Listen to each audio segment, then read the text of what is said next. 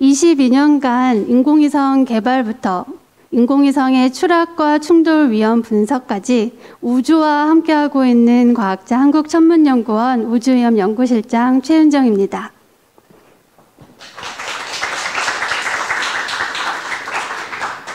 네, 오늘날 지구의 환경을 위협하고 있는 수많은 문제들, 여러 요소들이 있는데요. 그 중에서도 오늘 제가 이제 발제드릴 내용은 그 중에서도 우주 개발 시대에 새로운 문제로 대두되고 있는 우주로부터의 위험에 대한 이야기로 시작을 하려고 합니다.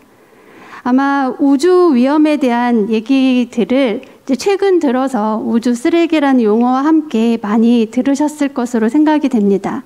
그런 의미에서 제가 연구하고 있는 분야와 연결을 해서 우주 감시 기술과 연결을 해서 앞으로 우주 개발과 더불어서 과학자들이 좀 인지하고 경각심을 가지고 대비해야 되는 우주 위험 감시에 대해서 발제를 시작하도록 하겠습니다.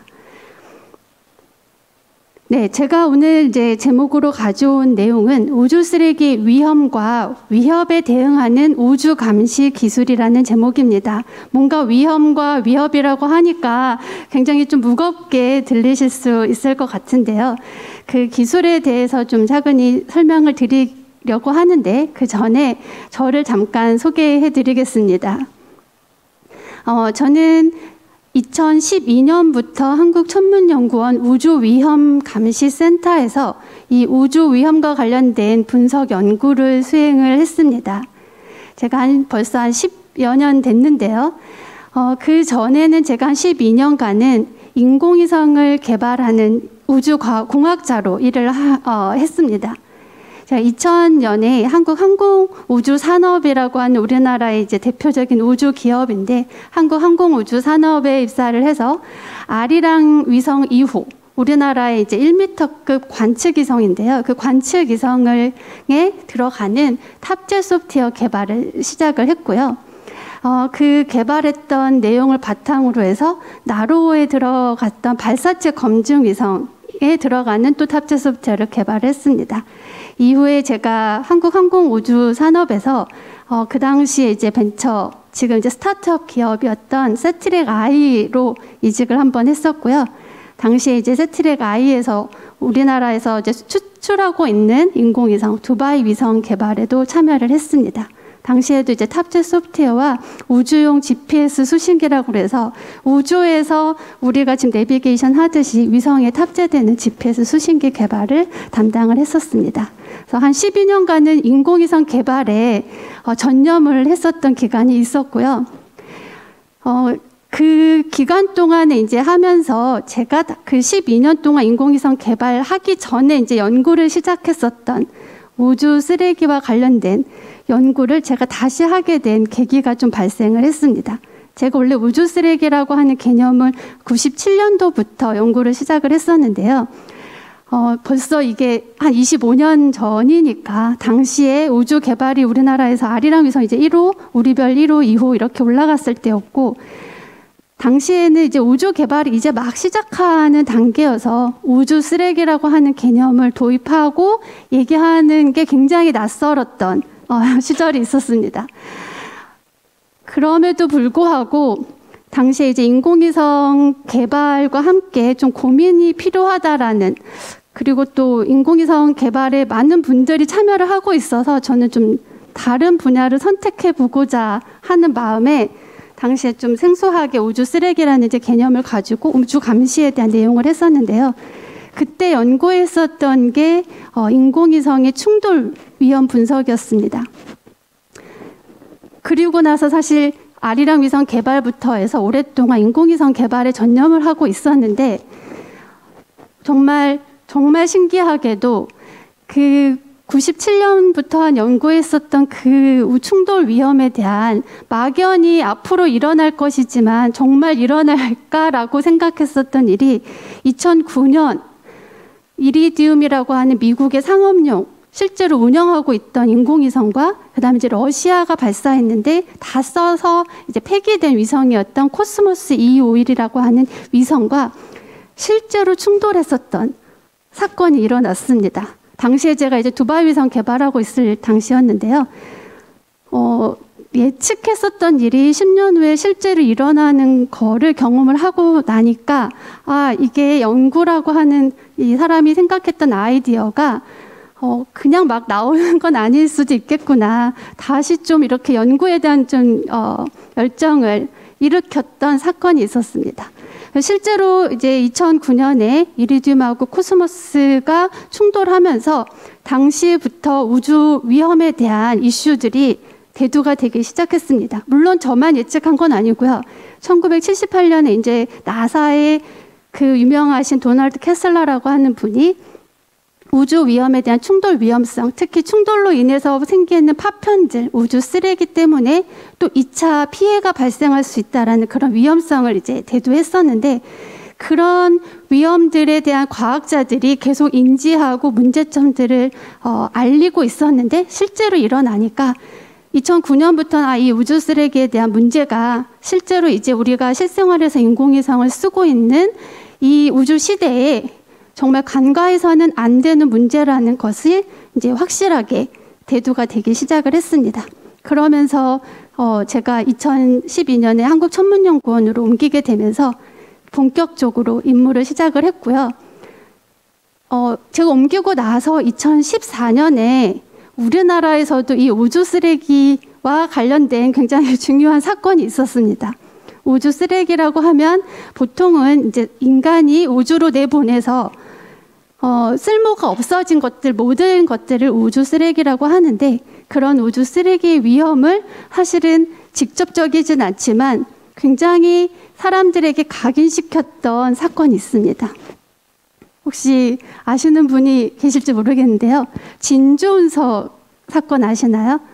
2014년 3월에 진주에서 발견된 운석 때문에 우리나라가 한번 굉장히 그 사회적인 잠시 혼란이 있었던 시기가 있었습니다. 왜 혼란이었냐면 뭔가 하늘에서 떨어지는데 그 떨어지는 것들을 사람들이 보고 저게 뭐지? 이런 이제 느낌을 받았고, 그런데 떨어졌는데 운석이라고 하니까 더군다나 운석을 주우면 자기가 가져도 되고, 그 운석에 대한 가치가 그람당 수백만 원이 넘는 그 고부가가치, 정말 하늘에서의 로또라고 표현이 됐던 기사들이 있었는데, 그렇게 되면서 당시에 저희가 준비했었던 우주 위험에 대한 그 계획들을 정부 차원에서 이제 추진을 하고 있었는데, 그 계획을 법적으로 2014년 5월에 이 진주 운석 사건을 계기로 법제화가 됐습니다.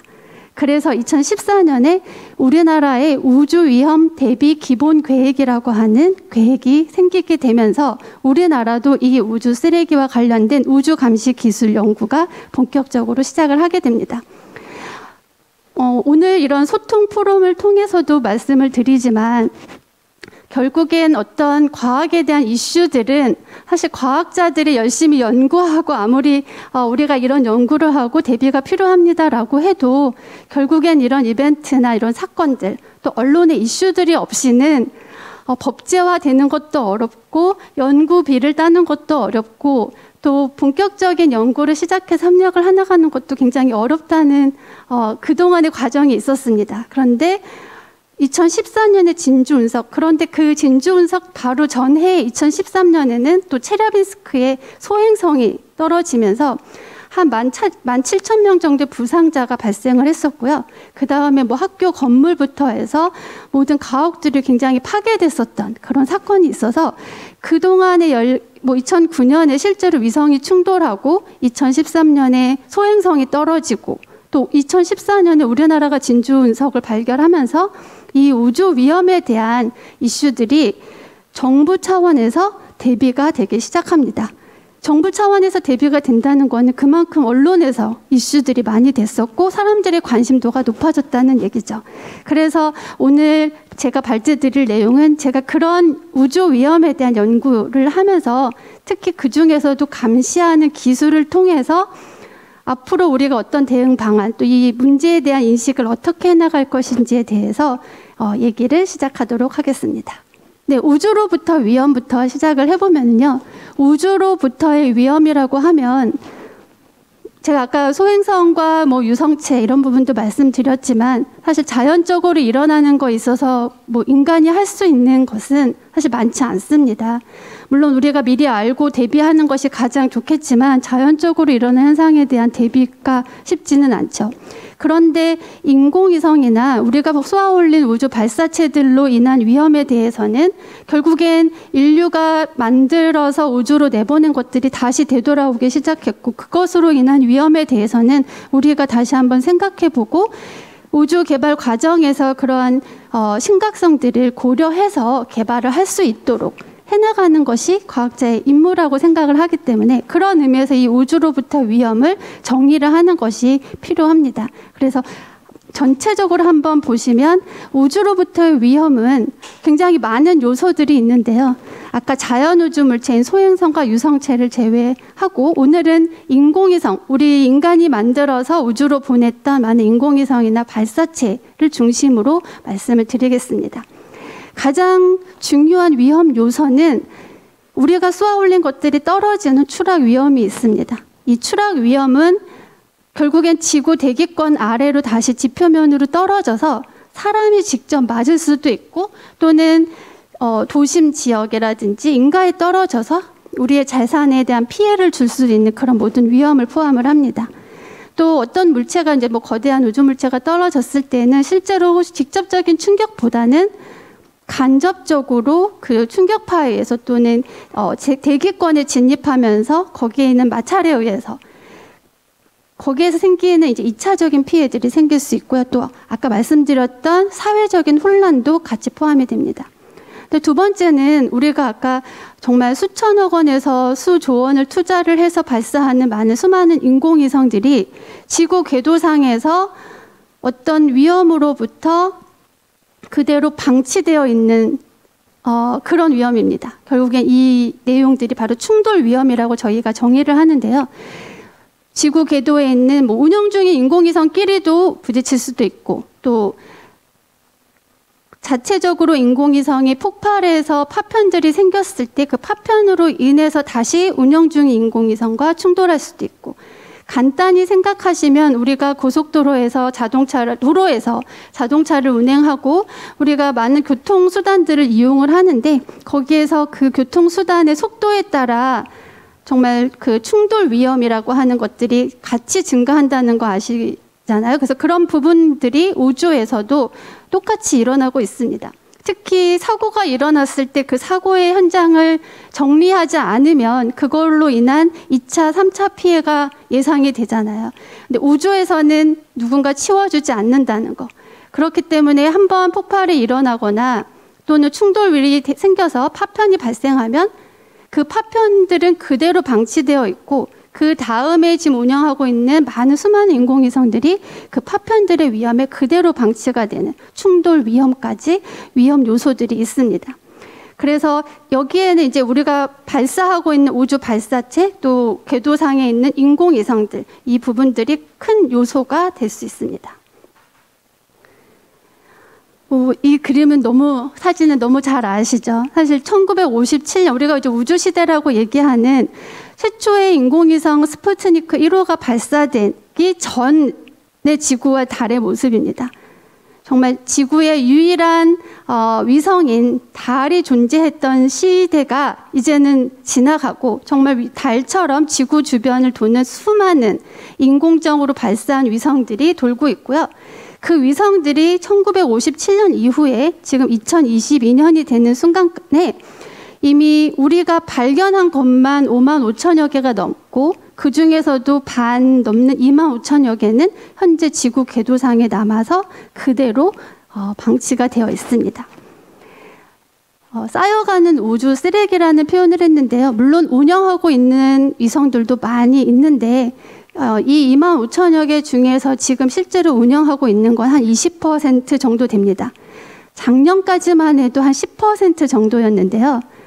1년 사이에 이 퍼센티지가 급격히 늘어서 지금은 저희가 20%까지 바라보고 있습니다. 그 얘기는 뭐냐면 20%를 제외한 나머지의 우주 물체들은 모두 쓸모없이 버려진 파편들, 우주 쓰레기라고 얘기할 수 있는 거죠. 이거는 이 사진은 저희가 발견된 우주 물체들의 궤도를 실제로 우리가 궤도에 대한 예측을 통해서 지도상에 하나하나 점을 찍은 겁니다. 하나하나 점을 찍었을 때 지구 주변에 물론 스케일상으로는 여러 좀 확대된 면이 있지만 지구 궤도상에 정말 우리가 생각보다 정말 우주는 굉장히 넓고 광활하고 어떤 뭐 우주 물체가 발사가 돼도 정말 더 평화로운 우주일 것 같은데 실제로는 굉장히 많은 우주 물체들이 지구 궤도를 둘러싸고 있는 것을 보실 수 있습니다.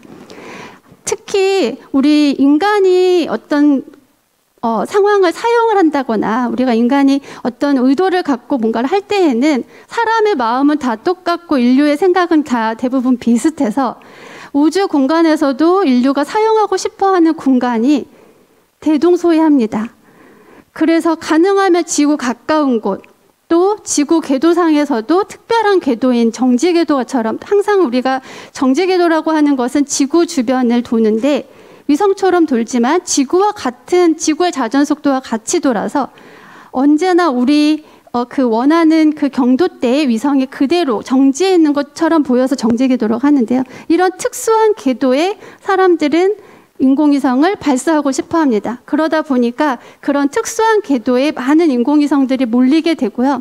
그 넓고 넓은 우주가 실제로는 넓고 넓어지는 것이 아니라 정말 붐비게 되는 그런 현상이 일어나게 됩니다. 그래서 그래프상으로 보시면 저희가 2022년 5월 2일 기준으로 한번 플로팅을 했을 때 현재 운영 중인 인공위성이 한 5,600여 개, 종료된 것으로 따지면 2,800여 개인데 그 외에 16,900여 개니까 한 17,000여 개가 우주 쓰레기고요. 지금 그래프상에서도 보시면 2021년부터 22년 사이에 그래프의 기울기가 굉장히 급격히 늘어나는 것을 보실 수 있습니다. 물론 중간에 2009년과 2007년에도 좀 전에 말씀드렸던 우주물체 간 충돌이 발생하면서 파편들이 생기고 이 파편들로 인해서 우주물체가 급격히 증가하는 사건이 있었지만 그 이후에 2020년, 21년, 22년 이 한 2, 3년 사이에 아까 운영 중인 인공위성의 수가 10%에서 20%로 증가하는 정말 급격한 증가가 생겼고 이러한 급격한 우주물체의 증가로 인해서 결국에는 우리가 앞으로 더 고민하고 좀 더 빨리 경각심을 갖고 문제점을 찾아야 되는 우주 쓰레기의 위험이 증가된다라고 말씀드릴 수 있습니다. 결국에는 떨어지는 것도 많아지고 그리고 충돌할 위험도 더 높아진다는 뜻이죠. 제가 하는 일이 있습니다. 매일 저희는 이 차트를 보면서 우주물체 증가 현황들을 파악을 하고 있고요. 이런 우주물체에 대한 현황들을 파악을 해서 저희가 정부와 관련된 유관기관에 정보들을 공유하고 있습니다. 현재 4월 달에 어느 정도 위성이 발사가 됐고 현재 궤도상에 어떤 물체들이 어느 정도 있고 또 5월 달에 추락이 예측이 된 것들이 몇 개가 있는지 다음 달에는 어떤 물체들이 또 떨어지고 있는지 이런 것들을 분석하고 매일 체크를 하고 있는데요. 5월 달에 지금 추락하고 있는 게 169개라고 예측이 됐는데 작년만 해도 매달 떨어지는 우주물체는 항상 있었는데 작년까지만 해도 매달 떨어지는 우주물체의 수가 한 20에서 30여 개 정도였습니다. 그런데 이제는 100여 개가 넘었고 또 다음 6월 달에도 아마 더 증가할 것으로 예상이 되는데요. 이게 지금 앞부분이긴 하지만 대부분 코스모스 1408이라는 위성의 잔해들, 데브리가 떨어지는 것으로 볼 수 있습니다. 이 부분은 뒤에서도 말씀을 드리겠지만 어떤 파편들이 많이 발생했을 때 떨어지는 것들도 많고 그리고 거기에 남아있는 것들도 많게 되죠. 여기 추락에 대한 이제 그래프가 좀 어둡지만 2021년과 22년에 갑자기 증가가 많이 된 것도 파편이 많이 증가했기 때문입니다. 이렇게 매일 이런 상황들을 파악을 하고 있는데요. 이런 상황을 파악할 수 있게 하는 것이 바로 우주 감시 기술입니다. 여기서 이제 현황을 보여드리는데 결국에는 이렇게 떨어지는 우주물체가 많다고 하니까 제가 앞부분에 이제 제목에도 위험과 위협이라는 말을 표현을 하다 보니까 걱정하시는 분들이 많이 계십니다. 근데 저희가 걱정하지 않도록은 말씀드려야 되니까 우선은 추락 위험에 대한 부분은 저희가 파악하고 있는 내용으로는 최대한 그 우주물체, 특히 인공위성이라든지 떨어지는 발사체 잔해라든지 크기가 어느 정도 이상이 되고 또 무게가 한 1톤급 이하가 되는 경우에는 다행히 지상으로 잔해가 남는 경우가 극히 드뭅니다. 그래서 지상에서 사람이 다치고 맞거나 피해를 본다든지 이런 경우는 극히 드물겠죠. 그런데 이제 1톤이 넘어가서 또는 그 떨어지는 잔해에 독성 물질을 함유하고 있다든지 이런 경우에는 전 세계적인 이슈가 됩니다. 전 세계적으로 대비해야 되는 상황이 되죠. 그야말로 위험 상황이 되는 것이고요. 실제로 그런 사건들이 몇몇 건 있었습니다.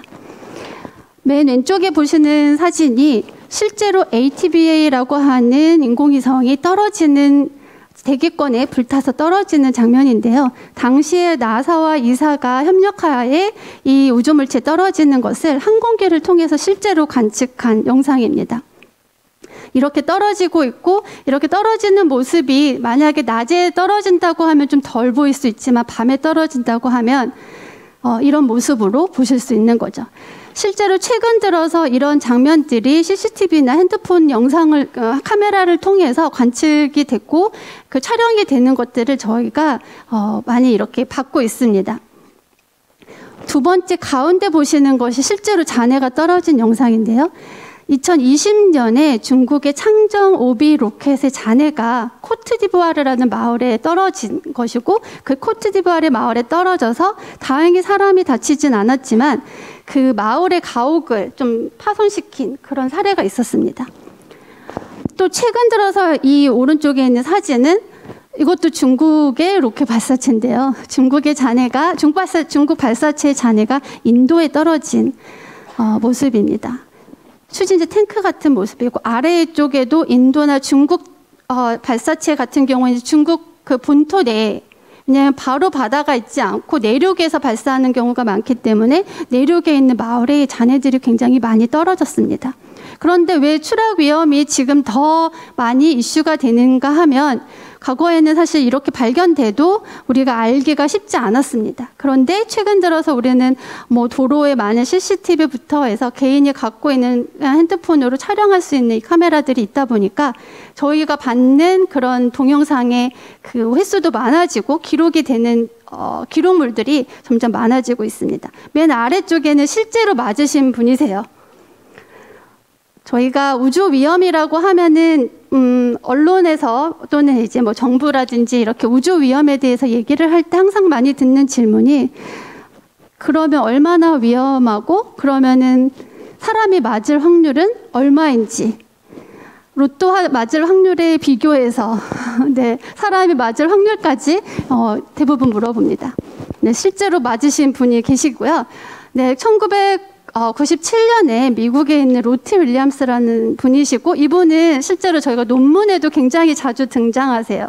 왜냐하면 이렇게 맞은 경우가 극히 드물기 때문에 다행히 다치진 않으셨지만 이 델타 로켓의 잔해를 직접 어깨에 맞으셔서 많은 뉴스와 논문에 등장을 하시고 그래서 실제로 사람이 맞을 수도 있구나라고 하는 위험성을 내보내줬던 뉴스였죠. 뭐 많은 사례들이 있지만 추락과 더불어서 충돌 위험 사례들도 많이 보고가 되고 있습니다. 우리가 뭐 교통사고에 대한 걸 꼭 비유하자면 그 교통사고도 결국에는 속도가 증가해서 50km, 70km, 100km 속도로 시속 100km 속도로 움직였을 때 그 시속 속도에 비례해서 위험도도 증가하고 있는 거잖아요. 근데 지구 궤도상에서 인공위성이 도는 속도는 초속 7에서 8km, 물론 정지 궤도에서는 한 3km 정도 됩니다. 그런데 이렇게 초속 7에서 8km 정도의 속도를 갖고 있는 인공 우주 물체들이 서로 부딪히게 되면 보통 상대 속도가 11km, 초속 11km 이상이 되기 때문에 그렇게 되면 굉장히 작은 크기라도 우리가 발사했던 뭐 수미터짜리의 인공위성, 뭐 1톤짜리 인공위성도 전파를 시킬 수 있는 위력을 갖게 됩니다.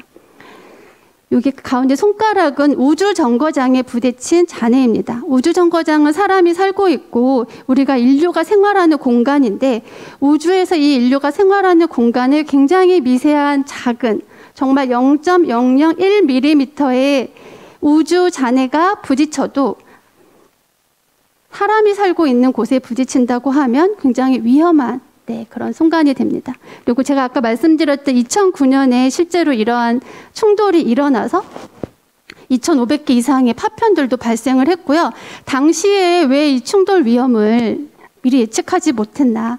그게 결국엔 우리의 감시, 현재 국제적으로도 지금도 마찬가지입니다. 한계가 분명히 있습니다. 그 한계 상황을 인식하게 해준 계기가 또 되기도 했습니다. 실제로 예측했을 때는 한 585m 정도 근접할 거라고는 했지만 실제로 충돌할 거라고 하는 충돌 확률은 굉장히 낮았었는데 실제 충돌한 사례가 됐었던 거죠. 몇 가지 제가 사례를 들고 왔는데요. 그래서 우주 위험에 대해서 경각심을 좀 더 가져야 된다는 사례로도 말씀드릴 수 있고, 또 이 앞으로도 일어날 수 있는 일이기 때문에 이 과거의 사례들을 통해서 우리가 대비가 필요하다. 이거를 좀 더 강조하고 싶어서 몇 가지 사례를 들고 왔습니다. 78년에 코스모스 954라고 하는 러시아의 구소련의 정찰 위성이 떨어진 사례가 있었는데요. 캐나다 북부에 떨어졌습니다. 이 캐나다 북부에 떨어지면서 이 러시아의 정찰 위성이 보통 60년대에서 70년대에 많이 만들어졌고, 그 당시에 미국과 구소련의 이제 우주 경쟁 시대에 군사적인 또 목적의 우주 경쟁 시대였기 때문에 그 당시에 발사했던 많은 정찰 위성들이 굉장히 그 연료를 탑재할 때 그냥 일반적인 그런 추진체가 아니라 당시에 이런 핵 연료를 탑재했었던 많은 정찰 위성들이 있었는데 그 위성이 실제로 지구 궤도에 떨어진 거죠. 많이 떨어졌습니다. 근데 발견돼서 이렇게 이슈가 된 것 사례들이 이제 몇 개가 되는 거고요. 지금 저희가 이제 아까 그런 전체적인 데이터베이스화를 하면 아직도 남아 있습니다. 네. 실제로 방사능 오염을 시켰고, 그리고 국제적인 이슈가 돼서 분쟁이 돼서 배상에 대한 요구도 해서 이런 법적인 문제까지도 대두가 됐었던 사건입니다. 제가 재작년 2019년이니까 3년 전인데, 당시에 제가 캐나다 밴프에 출장을 간 적이 있습니다. 그 당시에 이제 밴프 근처를 갔을 때 여기가 그레이트 슬래브라고 하는 호수인데요.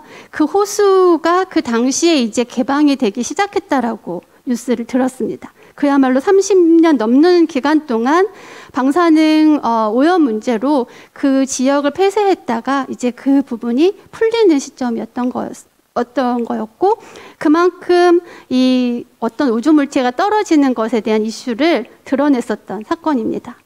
그 사건을 계기로 우리나라도 이 우주 위험에 대한 이제 관심을 더 갖게 됐고요. 그게 1983년에 코스모스 140이라고 하는 러시아의 똑같은 정찰 위성이 떨어지면서 우리나라의 최초의 이제 위성 추락 상황실이 개소가 됐고, 당시부터 이제 이런 떨어지는 우주 물체가 어디로 떨어질지, 언제 떨어질지 이런 부분들이 이슈가 됐었던 거죠. 왜냐하면 과연 우리나라에 떨어질지, 떨어지지 않을지, 과연 우리나라에 떨어지지 않으면 어디에 떨어질지 이런 것들이 이제 전 세계적으로 이슈가 됐었는데 다행이라고 해야 되나? 다행히 남대서양 쪽 바닷가에 떨어졌습니다.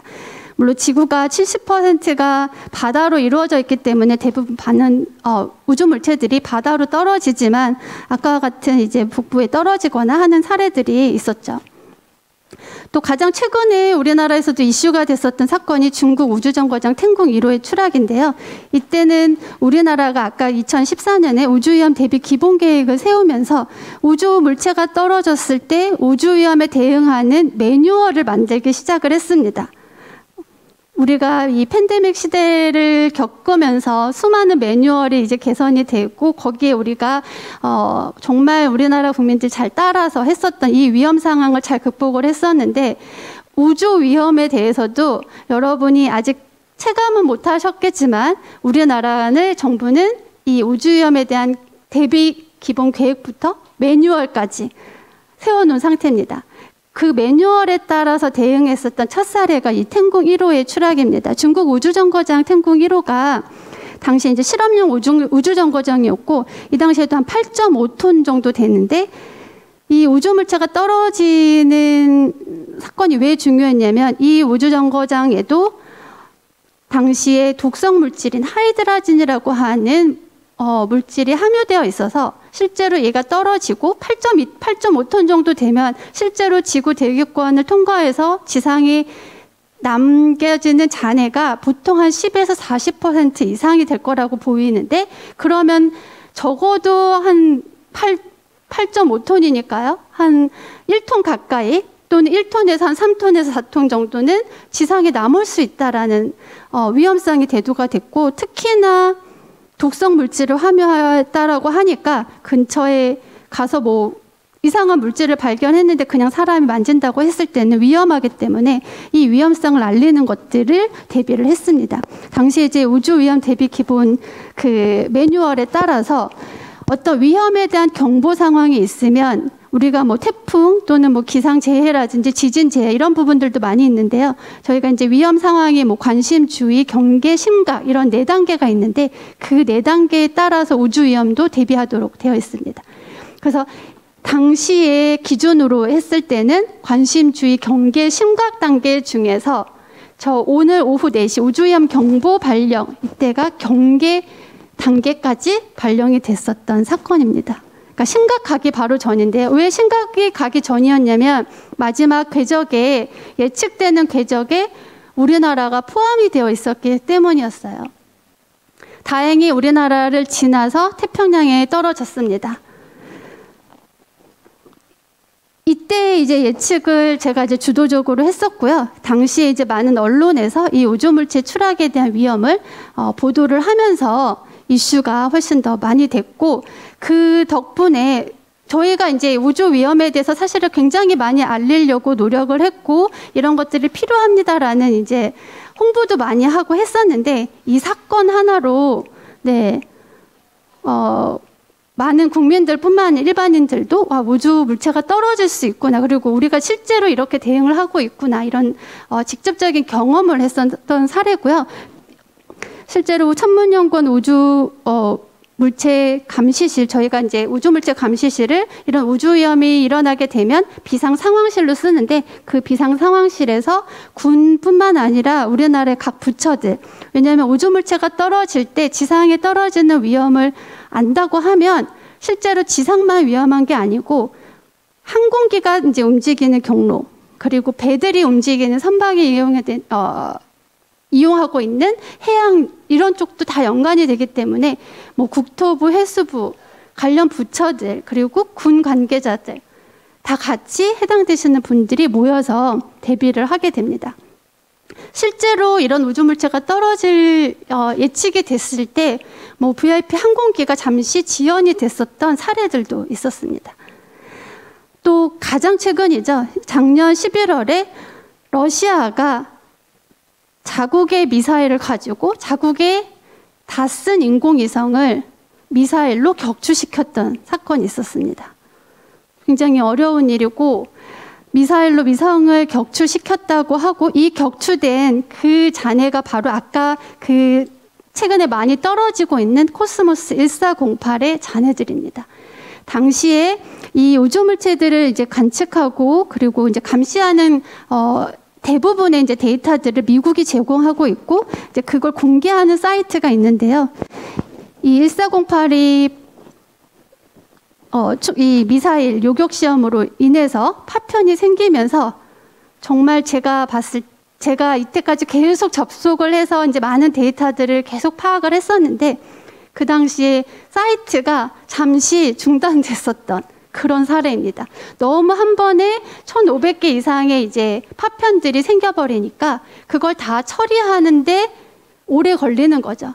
그리고 과거에 비해서 과거에도 이렇게 1,500개 이상 아까 이리디움이 발생을 했었는데 당시에는 이런 접속의 그 빈도가 낮았습니다. 그런데 최근 들어서는 이 우주 위험에 대한 걸 알고 그 사이트도 많이 공개가 되어 있고 하다 보니까 많은 사람들이 접속을 하게 되니까 그 사이트도 마비가 될 정도였던 거죠. 그만큼 관심도가 있었던 사건이었고, 이 일로 계기로 해서 이제 미국과 뭐 러시아의 그런 우주와 관련된 뭐 이슈들이 많이 나오고 있습니다. 이제 미국은 이 위성 미사일 요격 시험도 서로 자제하자라고 하는 이제 뭐 그 국제적인 공조 협력 체제를 이제 뭐 발휘하기도 했었는데요. 이제 그런 이슈들이 이제 최근 들어서 더 많이 생기고 있는 거죠. 그러면서 우주에서의 안보 위협이 확대가 되고 있습니다. 2019년에 트럼프 대통령 시절에 미국이 우주군을 만들었습니다. 정말 영화에서나 있을 것 같은 이런 일들이 실제로 지금 일어나고 있고, 최근 들어서 뭐 호주부터 해서 영국, 프랑스 관련된 우주 개발국들이 이 우주군과 관련된 우주군을 만들고자 하는, 창설하려고 하는 많은 움직임들이 일어나고 있습니다.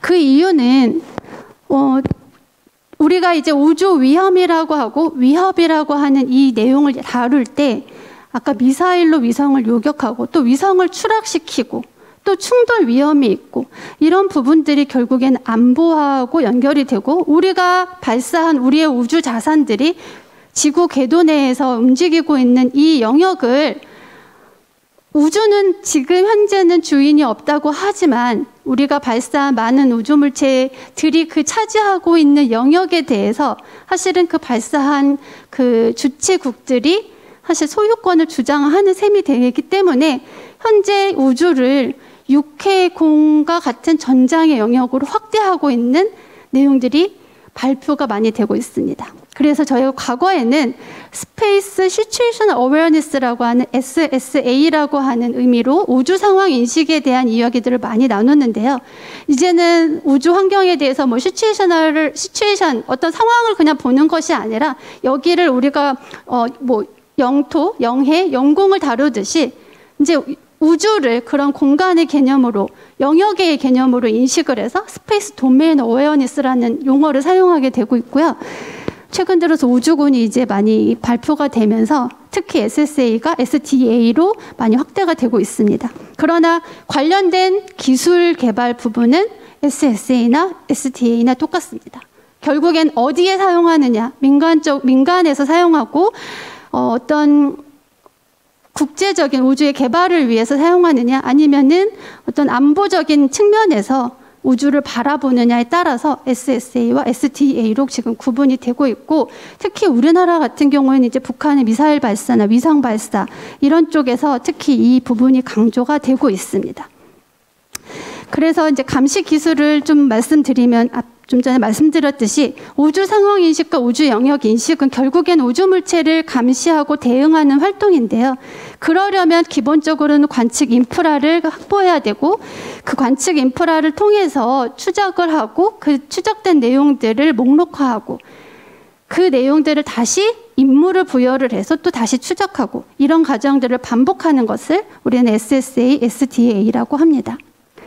그래서 결국에는 이 네 가지 기술을 제가 말씀드리는데요. 사실 기술의 세부적인 것보다는 이러한 개념들을 통해서 우리가 어떤 기술을 확보해야 되고, 그렇다면 현재 기술의 한계점은 무엇인고, 정말 이런 그 관측 시설이 모두 다 있다고 하면 이리디움의 그 충돌 위험을 피할 수 있는지, 우리가 우주 정거장이 우주 쓰레기로부터의 위험이 계속 빈번해지는데 그 위험을 정말 완벽하게 해소할 수 있는지, 이런 것들로 이제 확대가 되어야 되는데, 많은 한계점이 분명히 있고, 그 한계점들을 앞으로 정말 여러 분야에 있는 관련된 그 기술들이 집약이 돼서 같이 해결해 나가는데 동참이 되어야지만 우리가 우주로부터의 위험이라고 하는 거에 대응을 할 수 있다. 그걸 좀 강조하고 싶었습니다. 가장 기본적으로 이제 탐지를 하기 위해서는 레이더 장비가 필요하고요. 그리고 광학은 눈으로 보는 거하고 같습니다. 망원경을 통해서 멀리 있는 것들을 관측을 하고요. 또 레이저를 이용해서 실제로 인공위성에 레이저를 쏘고 그 신호를 가지고 위성의 궤도를 예측하기도 합니다. 뭐 어릴 적 영화에서 많은 스타워즈 이런 것들 보시면 레이저 광선검 얘기 많이 이렇게 보시고 이제 그런 부분들로 생각이 나실 수도 있는데, 실제로 이렇게 레이저를 쏩니다. 레이저를 쏘는데 제가 광선검 얘기를 왜 해드렸냐면, 광선검은 우주 스타워즈 전쟁을 할 때 쓰이잖아요. 실제로 이렇게 우주 감시를 관측하는 많은 기술들이 실제로 아까 우주 안보하고 연관이 돼서 이 레이저를 인공위성에 쏴서 우리는 그 인공위성이 어디를 지나가고 있는지 또 그 기술을 통해서 지구 측지 물리에도 활용이 되는데, 그런 측지 물리에 대한 우리의 인지를 높이려고 하는데, 그 기술을 또 다른 면으로 사용하게 되면 인공위성에 정말 고출력 레이저를 쏘게 되고 그것으로 인해서 위성의 기능이 망가지는, 그렇게도 사용이 돼가고 있습니다. 그걸 준비하고 있는 많은 나라들이 있고요. 탐지를 해서 광학으로 관측을 하는데, 광학으로 관측을 할 때에도 실제로 광학의 관측이 잘 되는 게 좋을까요? 안 되는 게 좋을까요?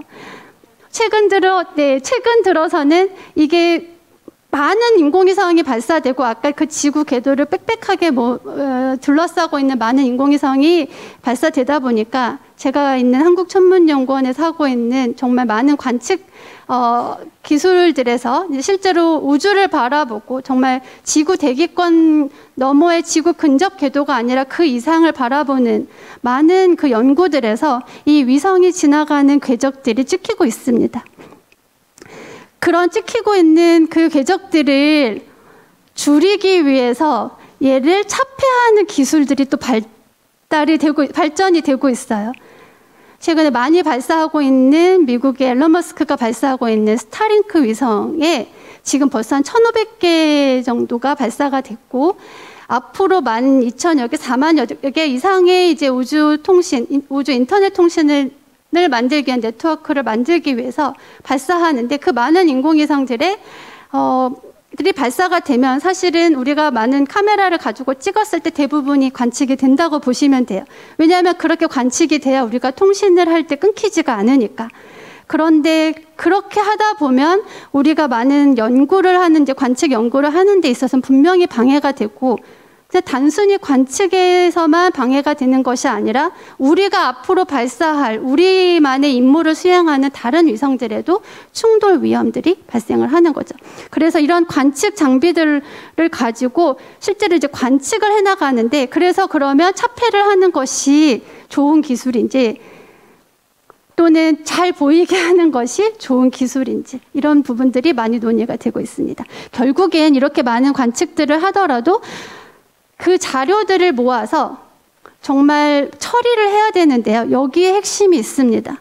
이렇게 처리를 하는 기술에 과거에 하나 위성 발사하고 하나의 발사체 가지고 하나의 위성 발사해서 그 하나만 추적하는 이런 시대가 아니라, 미국 앨런 머스크는 스페이스X의 팔콘 그 우주 발사체를 가지고 한 번에 60개 이상의 우주 인공위성들을 쏘아 올리고 있거든요. 그러다 보니까 한 번에 60개를 다 한 번에 동시에 관측을 하고 처리를 해야 되고, 그러면 그 처리를 하면서 또 다른 위성과의 충돌 위험, 추락 위험들을 같이 분석해야 되고, 이런 것들이 계속 병렬적으로 일어나다 보니까 이 통합 분석에 있어서의 컴퓨팅 능력, 컴퓨팅 그 파워는 핵심이 되고 있고, 그래서 아까 그런 사이트가 다운이 되고, 한 번에 1,500개씩 발사하는 거를 한 번에 다 계산하지 못하고 한 10개씩, 100개씩 순차적으로 발표하는 이런 이제 상황이 되는 거죠. 결국에는 여기에 핵심이 있습니다. 전체 이제 미국이나 유럽 같은 경우에 많은 이런 대응 장비들이 지금 개발이 되고 있고, 미국 같은 경우에는 지금 쿼절레인 군도에 스페이스 펜스라고 하는 우주 울타리라는 표현을 썼는데요. 우주 울타리라고 하는 이 레이더를 쿼절레인 군도에 설치하면서 전 지구적인 우주물체 감시를 진행을 하고 있습니다. 그럼에도 불구하고 그렇게 사이트가 이제 다운이 되는 거죠. 거기에서도 아까 그런 분석이라든지 이런 부분들에 대한 이제 연구들이 활발히 이용이 되고 있습니다.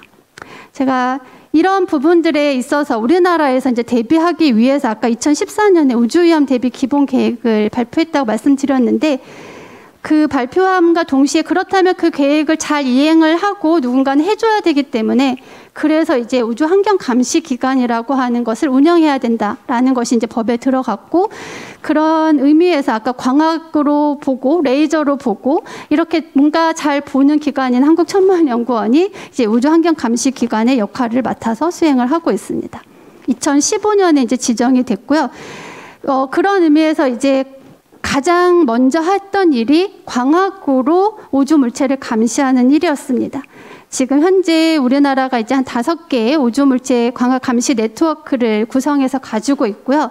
이 국제적인 협력을 통해서 감시 네트워크를 구성을 했는데, 여기 지금 나라를 보시면 굉장히 그 녹록치 않음을 좀 이해해 주실 수 있을 것 같습니다. 몽골, 모로코, 이스라엘, 물론 미국은 다행히 뭐 가기도 쉽고 인프라도 잘 되어 있는데 그 외의 국가들이 있습니다. 이렇게 할 수밖에 없었던 이유가 있죠. 이 우리나라의 감시 장비가 다른 나라에 설치된다는 게 굉장히 쉬운 일은 아닙니다. 어떤 이제 국제적인 협력도 이끌어야 되고, 그 협력을 통해서 그 기관과 그 나라에 있는 기관과 뭔가 이제 그 MOU도 맺어야 되고, 이런 걸 할 때 이제 그걸 개방해 준 나라가 몽골, 모로코, 이스라엘, 미국이었습니다. 그래서 현재 잘 운영이 되고 있고, 헤드쿼터는 대전 천문연구원에 있어서 무인 로보틱 광학 감시 망원경으로 운영을 하고 있습니다. 또 아까 말씀드렸던 레이저 추적 시스템도 우리나라에 있는데요. 지금 세종과 거창 두 군데의 우리나라의 레이저 추적 시스템을 가지고 있고, 이 레이저 추적 시스템을 통해서 우리나라가 이제 관측할 수 있는 인공위성들의 범위가 저궤도와 정지궤도 모두 포함할 수 있도록 이렇게 설치가 되어 있습니다.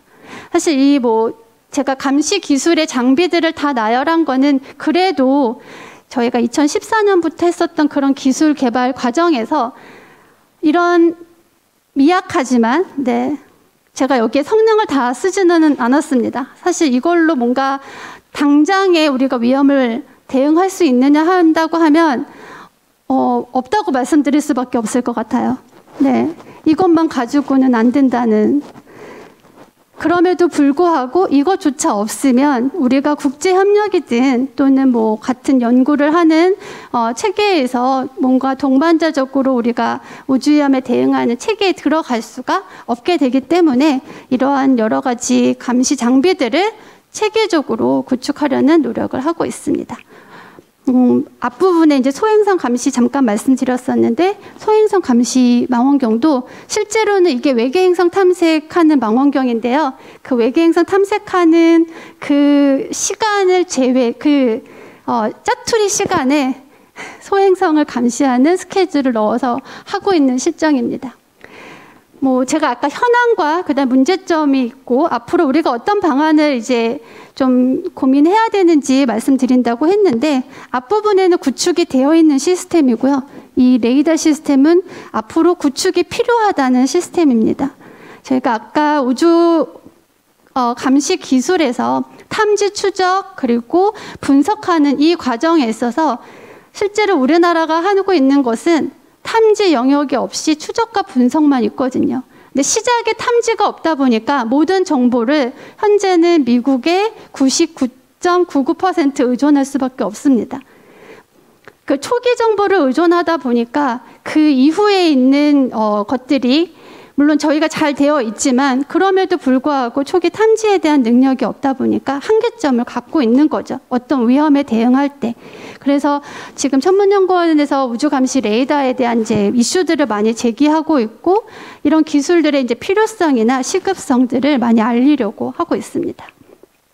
이 부분이 이제 제가 맡은 부분인데, 시간적으로 조금 마지막에 제가 이제 하고 있는 연구에 그 성과가 있어서 제가 오늘 들고 나왔고요. 이 자료는 올해 2022년 2월에 유엔의 우주의 평화적 이용을 위한 위원회가 열렸는데요. 과학기술소위원회라고 해서 2월에 열렸는데, 그때 우리나라의 우주 상황 인식 활동과 관련해서 제가 발표했던 자료들을 오늘 다 실은 내용입니다. 특히 이런 통합 시스템을 개발을 할 때 제가 아까 탐지, 추적, 분석에 대한 거에서 탐지 부분은 없지만 우리가 추적과 분석은 할 수 있다고 말씀드렸는데 그나마 분석에 대해서 좀 완성했었던 내용들을 담았고요. 이 부분이 제가 개발했고 이름은 카시오페이아로 지었습니다. 그래서 이 내용을 가지고 결국에 우리가 하려고 하는 건 뭐냐면 이게 우리가 독자 개발했으니까 끝이 아니고요. 이건 넘어가고 바로 이 국제적인 노력에 우리가 갖고 있는 연구를 공유해서 기여하겠다라는 걸로 발표가 됐고요.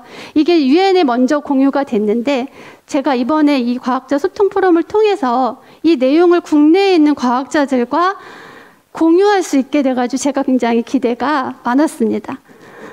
국제적으로 이미 공유가 된 내용이거든요.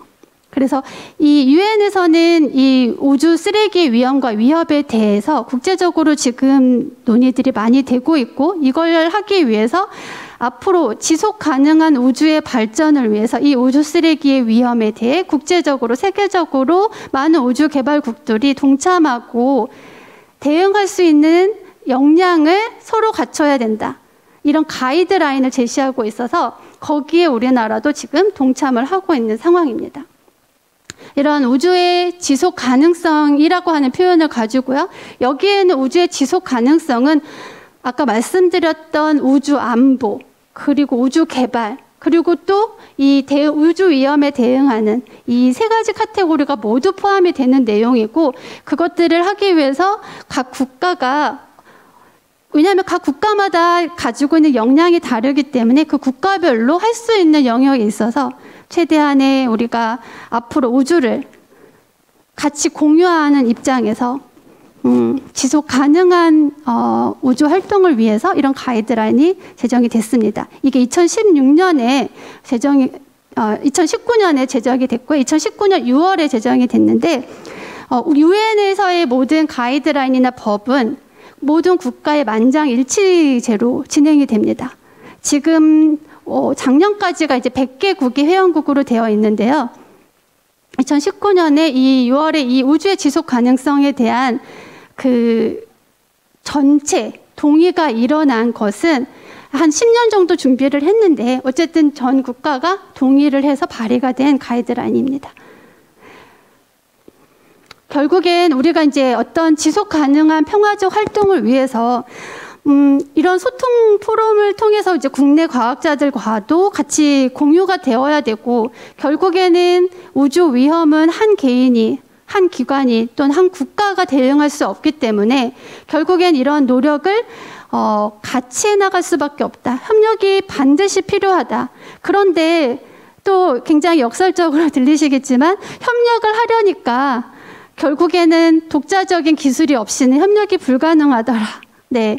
그렇다고 하면 우리나라의 아까 말씀드렸던 여러 개의 이제 관측 기술들을 지금 제시를 하고 개발을 해나가고 있지만 과연 이게 우리나라가 국제사회에 나가서 국제협력을 할 수 있는 정도가 되느냐 한다고 하면 이제 시작 단계고요. 이제 정말 협력을 하기 위해서 정말 본격적인 궤도에 투자를 해야 되고 우리나라가 차세대 우주 발사체 사업 또는 그리고 차세대 우리나라의 독자적인 우주 항법 시스템 개발 사업 또 위성들 수많은 정지궤도 복합위성 그리고 차세대 소형위성, 차세대 중형위성, 군집위성 많은 위성들을 수천억에서 3조 이상의 가까이 예산을 투입해서 우주 개발을 하는 이 시점에 많은 과학자들이 우주 개발과 함께 우주 위험에 대한 인식과 경각심을 가지고 같이 대비해야만 우리나라의 우주 개발에 대한 역량도 국제사회에서 인정할 수 있는 또는 우리 독자적으로도 마찬가지죠. 인정할 수 있는 궤도에 오를 수 있다. 그 부분을 제가 주제로 좀 던지고 싶고요. 결국에는 제가 우주 위험이라고 하는 걸 시작으로 해서 국제협력까지 말씀을 드렸는데 어떤 국제협력이 되더라도 팬데믹 상황이 우리가 이미 겪었지만 어떤 위험에 대해서는 결국엔 자국의 국민들은 자국의 정부로부터 그 위험에 대해서 어떤 상황인지 그러면 우리나라의 과학자들은 어떻게 분석을 했는지 이걸 듣고 싶어 한다는 거죠. 그런 의미에서 제가 하고 있는 연구도 그런 기여에 대한 의미를 많이 부여를 하고 있고요.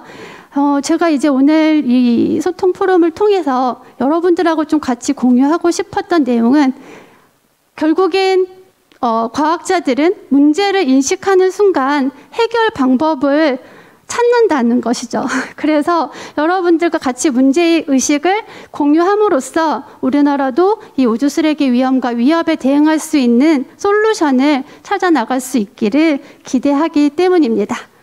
그래서 같이 많은 관심과 지지와 성원을 좀 부탁드리겠습니다. 네, 여기까지 하겠습니다. 감사합니다. 네, 오늘도 굉장히 각계의 전문가분들 같이 모셨는데요.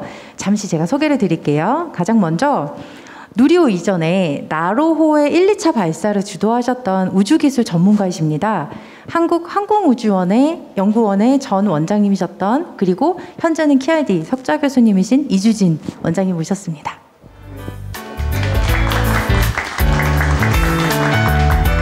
네, 그리고 우주 쓰레기 예방 솔루션을 개발하시는 스타트업의 우주로테크 이성문 대표님 모셨습니다. 네, 그리고 발제를 맡아주셨던 최현정 실장님과 마지막으로 저희 시민을 대표해서 시민 패널로 한국항공우주연구원의 이규수 전 홍보부장님 모셨습니다.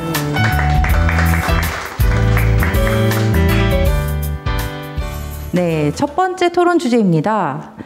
우주 위험 감시 대응을 위해서는 산학연 간 융합과 협력이 필요할 것으로 생각이 되는데요. 자, 여기 계신 분들께서 우주 쓰레기 위험에 대응하기 위해 산, 학, 연 주체별로 어떤 역할과 협력 관계가 필요할지 생각을 말씀해 주시면 되겠습니다. 자, 그럼 처음에 이번 토론은 여기 앉아 계신 순서대로 최은정 실장님부터 부탁을 드리겠습니다. 네. 이게 질문에 있어서 앞부분에 이제 말씀은 안 드렸지만 산학연 주체별로 지금 현재 협력 관계를 유지하면서 감시 기술이 개발이 되고 있습니다. 그러니까 산학연뿐만 아니라 정부 부처도 아까 말씀을 드렸는데요.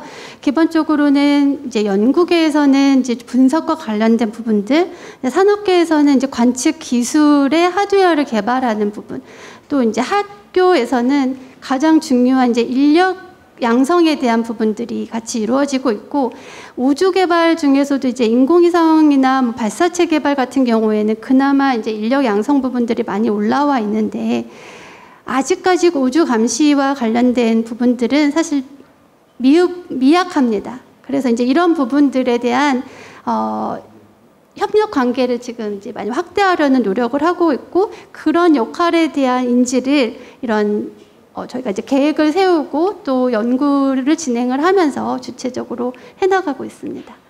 네, 전반적으로 말씀을 잘 해주셨는데요. 그러면은 혹시 우주로테크 이성문 대표님, 좀 학계에서는 어떤 역할이 필요하다고 보십니까? 네, 우선 산학연 모두 통틀어서 앞으로는 좀 더 보다 책임감이 있는 그런 우주 개발이 필요할 것이라 생각이 됩니다. 지금까지야 인공위성이 발사된 숫자 자체가 많지 않았기 때문에 어떤 형식적인 절차를 통해서 우주 물체를 등록하고 발사가 이루어졌다면은, 요즘처럼 이렇게 우주 물체가 많아지고 있는 시점에서는 대학뿐만 아니라 연구소, 기업들 모두 다 책임감 있는 우주 개발이 필요하고요. 예를 들어서 지금 국제법상으로 어떤 해석을 보자면은, 우주 공간에서 사건이 발생하고 뭔가 충돌로 인해서 손해가 발생하게 되면은 국제법상으로는 그것들을 모두 다 국가에서 책임을 하는 것으로 되어 있습니다.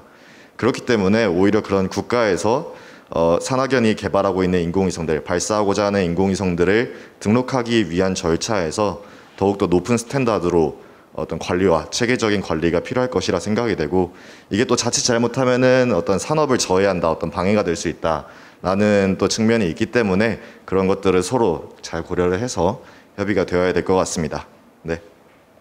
네, 산업계에서도 이익만 생각하지 말고 좀 더 책임감 있게 우주 개발에 참여해야 된다라는 그런 말씀으로 들리는데요. 혹시 원로과학자이신 이주진 원장님께서는 어떻게 생각하시는지요? 예, 지금 이제 오늘은 우주 위험에 대해서 얘기를 해서 이 부분이 이제 앞으로 미래에 대한 그런 새로운 정책 방향이거든요. 그래서 산학연에다 꼭 이제 관이 꼭 끼어야 되는데, 조금 전에 언급하신 것처럼 이거는 각 조약과 유엔에서의 각종 우리 의무가 많이 따르게 됩니다. 그래서 우리나라도 이제 새로운 우리 윤석열 정부에서 우주 7대 강국으로 진입하는 목표를 세웠습니다. 그래서 지금까지 우주 협력에 대해서는 각 기관이 따로따로 이렇게 하고 있었는데 이걸 이제 종합적으로 우주 그 국제 협력에 나서야 될 때가 됐고요. 그래서 우리나라의 그 선진국으로 진입하기 위한 위상 부분을 이런 그 제일 평화적으로 하는 그런 지금 우주 위험 대응책 이런 부분을 먼저 나서야 되는데 지금까지 이런 부분에서 지금 말씀하신 각자 하는 것보다 다 협력을 해서 해야 되거든요. 그래서 어느 한 나라가 이루어지는 것도 아니고 어느 한 기관이 이루어지는 것도 아니기 때문에 특히 우리 학 쪽에서는 아직 이런 연구 인력이 굉장히 부족합니다. 그래서 전문가를 키워야 되고 산업 쪽에서는 지금 우주 테크에서 얘기하신 것처럼 이제는 우주 부분이 산업으로 많이 연결되거든요. 그래서 이제 새로운 뉴 스페이스 그 패러다임 전환이 일어나기 때문에 이런 우주 쓰레기 부분에서도 스위스의 클리어 스페이스라는 데 있고 일본의 아스트로 스케일이라는 게 있고 우리나라의 우주 테크 이런 스타트업들이 막 생기고 있어요. 그래서 이런 부분을 우리가 정부에서도 같이 이거는 힘도 같이 합치고 지원도 더 해야 우주 부분에서 진정한 우주 선진국이 될 수 있다고 생각을 합니다. 네, 원장님 감사합니다. 저희가 미처 생각 못했는데 관의 역할까지 말씀을 해주셨어요. 네, 그 정책과 그리고 규준도 같이 함께 가야 된다라는 말씀 감사드리고요. 그리고 마지막으로는 이 우주 쓰레기 대응하기 위해서 국민의 역할도 필요할 것 같습니다. 사실은 천문연구원은 밤하늘에 빛나는 촘촘한 별을 보고 이 동경의 대상인 이런 연구를 하셔야 되는데 아마 얼마 최근에 이제 이슈가 된 이 우주 위험을 연구하시는 분이 있어서 앞으로 생활이 좀 안전해질 수 있지 않겠나 하는 이제 감사의 말씀 좀 드리고 싶고요. 사실은 우리나라는 우주 개발을 본격적으로 시작한 지가 얼마 안 돼서 우주 쓰레기를 많이 생산한 나라가 아니잖아요. 이미 우주 선진국들이 많이 쓰레기를 만들었고 이제 그 지표들인데 제가 아까 볼 때는 발표에서도 많이 있지만은 국가적으로 우주 위험에 대한 인식이 좀 늦었고 이제 시작하는 단계라고 보는데 가장 거시적으로는 국가가 나서서 많은 우주 감시 자산이라든가 인프라를 확충해야 될 것 같고요. 아까 우리나라뿐만 아니라 미국의 많은 감시 자산에 의존하고 있다고 하는데 그 부분에서 우리가 좀 감시 자산도 많이 갖추고 인프라도 갖추고 기술도 개발해서 같이 코업을 할 수 있는 이런 이제 그 대상국이 됐으면 좋겠다 생각이 들고요. 저희 항공우주연구원은 우주 쓰레기를 어떻게 보면 생산하는 주체가 될 수도 있어요. 앞으로는 뭐 산업체도 그 역할을 할 텐데 기술적으로나 뭐 이런 비용적으로 위성이라든가 이런 발사체의 쓰레기가 생산하지 않도록 하려면 비용이 많이 들 수도 있겠지만 저는 뭐 항우연에 있기 때문에 항우연의 입장에서 본다면 앞으로 비용이나 기술이 많이 들어간다 하더라도 당연히 그 부분에 대해서는 우리가 우주 쓰레기를 감축하기 위한 노력을 해야 되지 않겠나. 만약에 그렇게 하지 않을 경우에는 미래에 더 큰 대가를 치르게 될 수도 있겠다는 생각이 들었습니다. 네, 감사합니다. 그 항우연의 역할까지 같이 고민해 주셨던 부장님 감사드립니다. 네, 그럼 다음 질문으로 한번 넘어가 보겠습니다. 최근 우주 진출을 위한 나라 간 경쟁이 치열해지고 있습니다. 이렇게 됨에 따라서 우주 쓰레기의 증가와 이에 따른 위험이 필연적으로 늘어날 것으로 보이는데요. 혹시 이런 우주 쓰레기 문제를 대비하거나 해결하는 방법에 대해서 각자 전문가분의 아이디어나 그리고 현실적인 방법들을 좀 말씀 부탁드리겠습니다. 이번에는 마이크를 이주진 원장님부터 이렇게 한번 드릴 수 있도록 하겠습니다. 예, 그래서 조금 전에 우리 이규수 실장님이 항공우주연구원이 우주 쓰레기를 만들지도 모르겠다 이렇게 얘기를 하셨는데 실제로 우주 쓰레기를 이제 아까 우리 최은정 시장님께서 발표하신 것처럼 쓰레기에 지금은 자연적으로 생겼지만은 중국이나 러시아나 이런 데처럼 부주의하고 아니면 의도적으로 쓰레기를 만드는 나라들이 있습니다. 그 부분이 지금은 훨씬 더 많은 쓰레기를 생산을 하고 있기 때문에 이거는 국제적인 조약이나 국제적인 기구에 의해서 우선은 좀 강제를 띄워야 된다. 이런 걸 제가 좀 말씀드리고 싶고요. 그 강제를 띄우는 것 중에 2008년에 우주 파편 조정위원회가 있었습니다. 거기에서 처음으로 우주에서 쓰레기를 만들면 안 된다. 근데 그게 굉장히 신사적인 그런 협정이 돼가지고 그거를 이행한 나라는 프랑스가 1998년쯤에 자기네가 쓰던 스팟 위성을 궤도를 옮겨서 우주로 내보낸 그런 적 딱 한 번 있어요.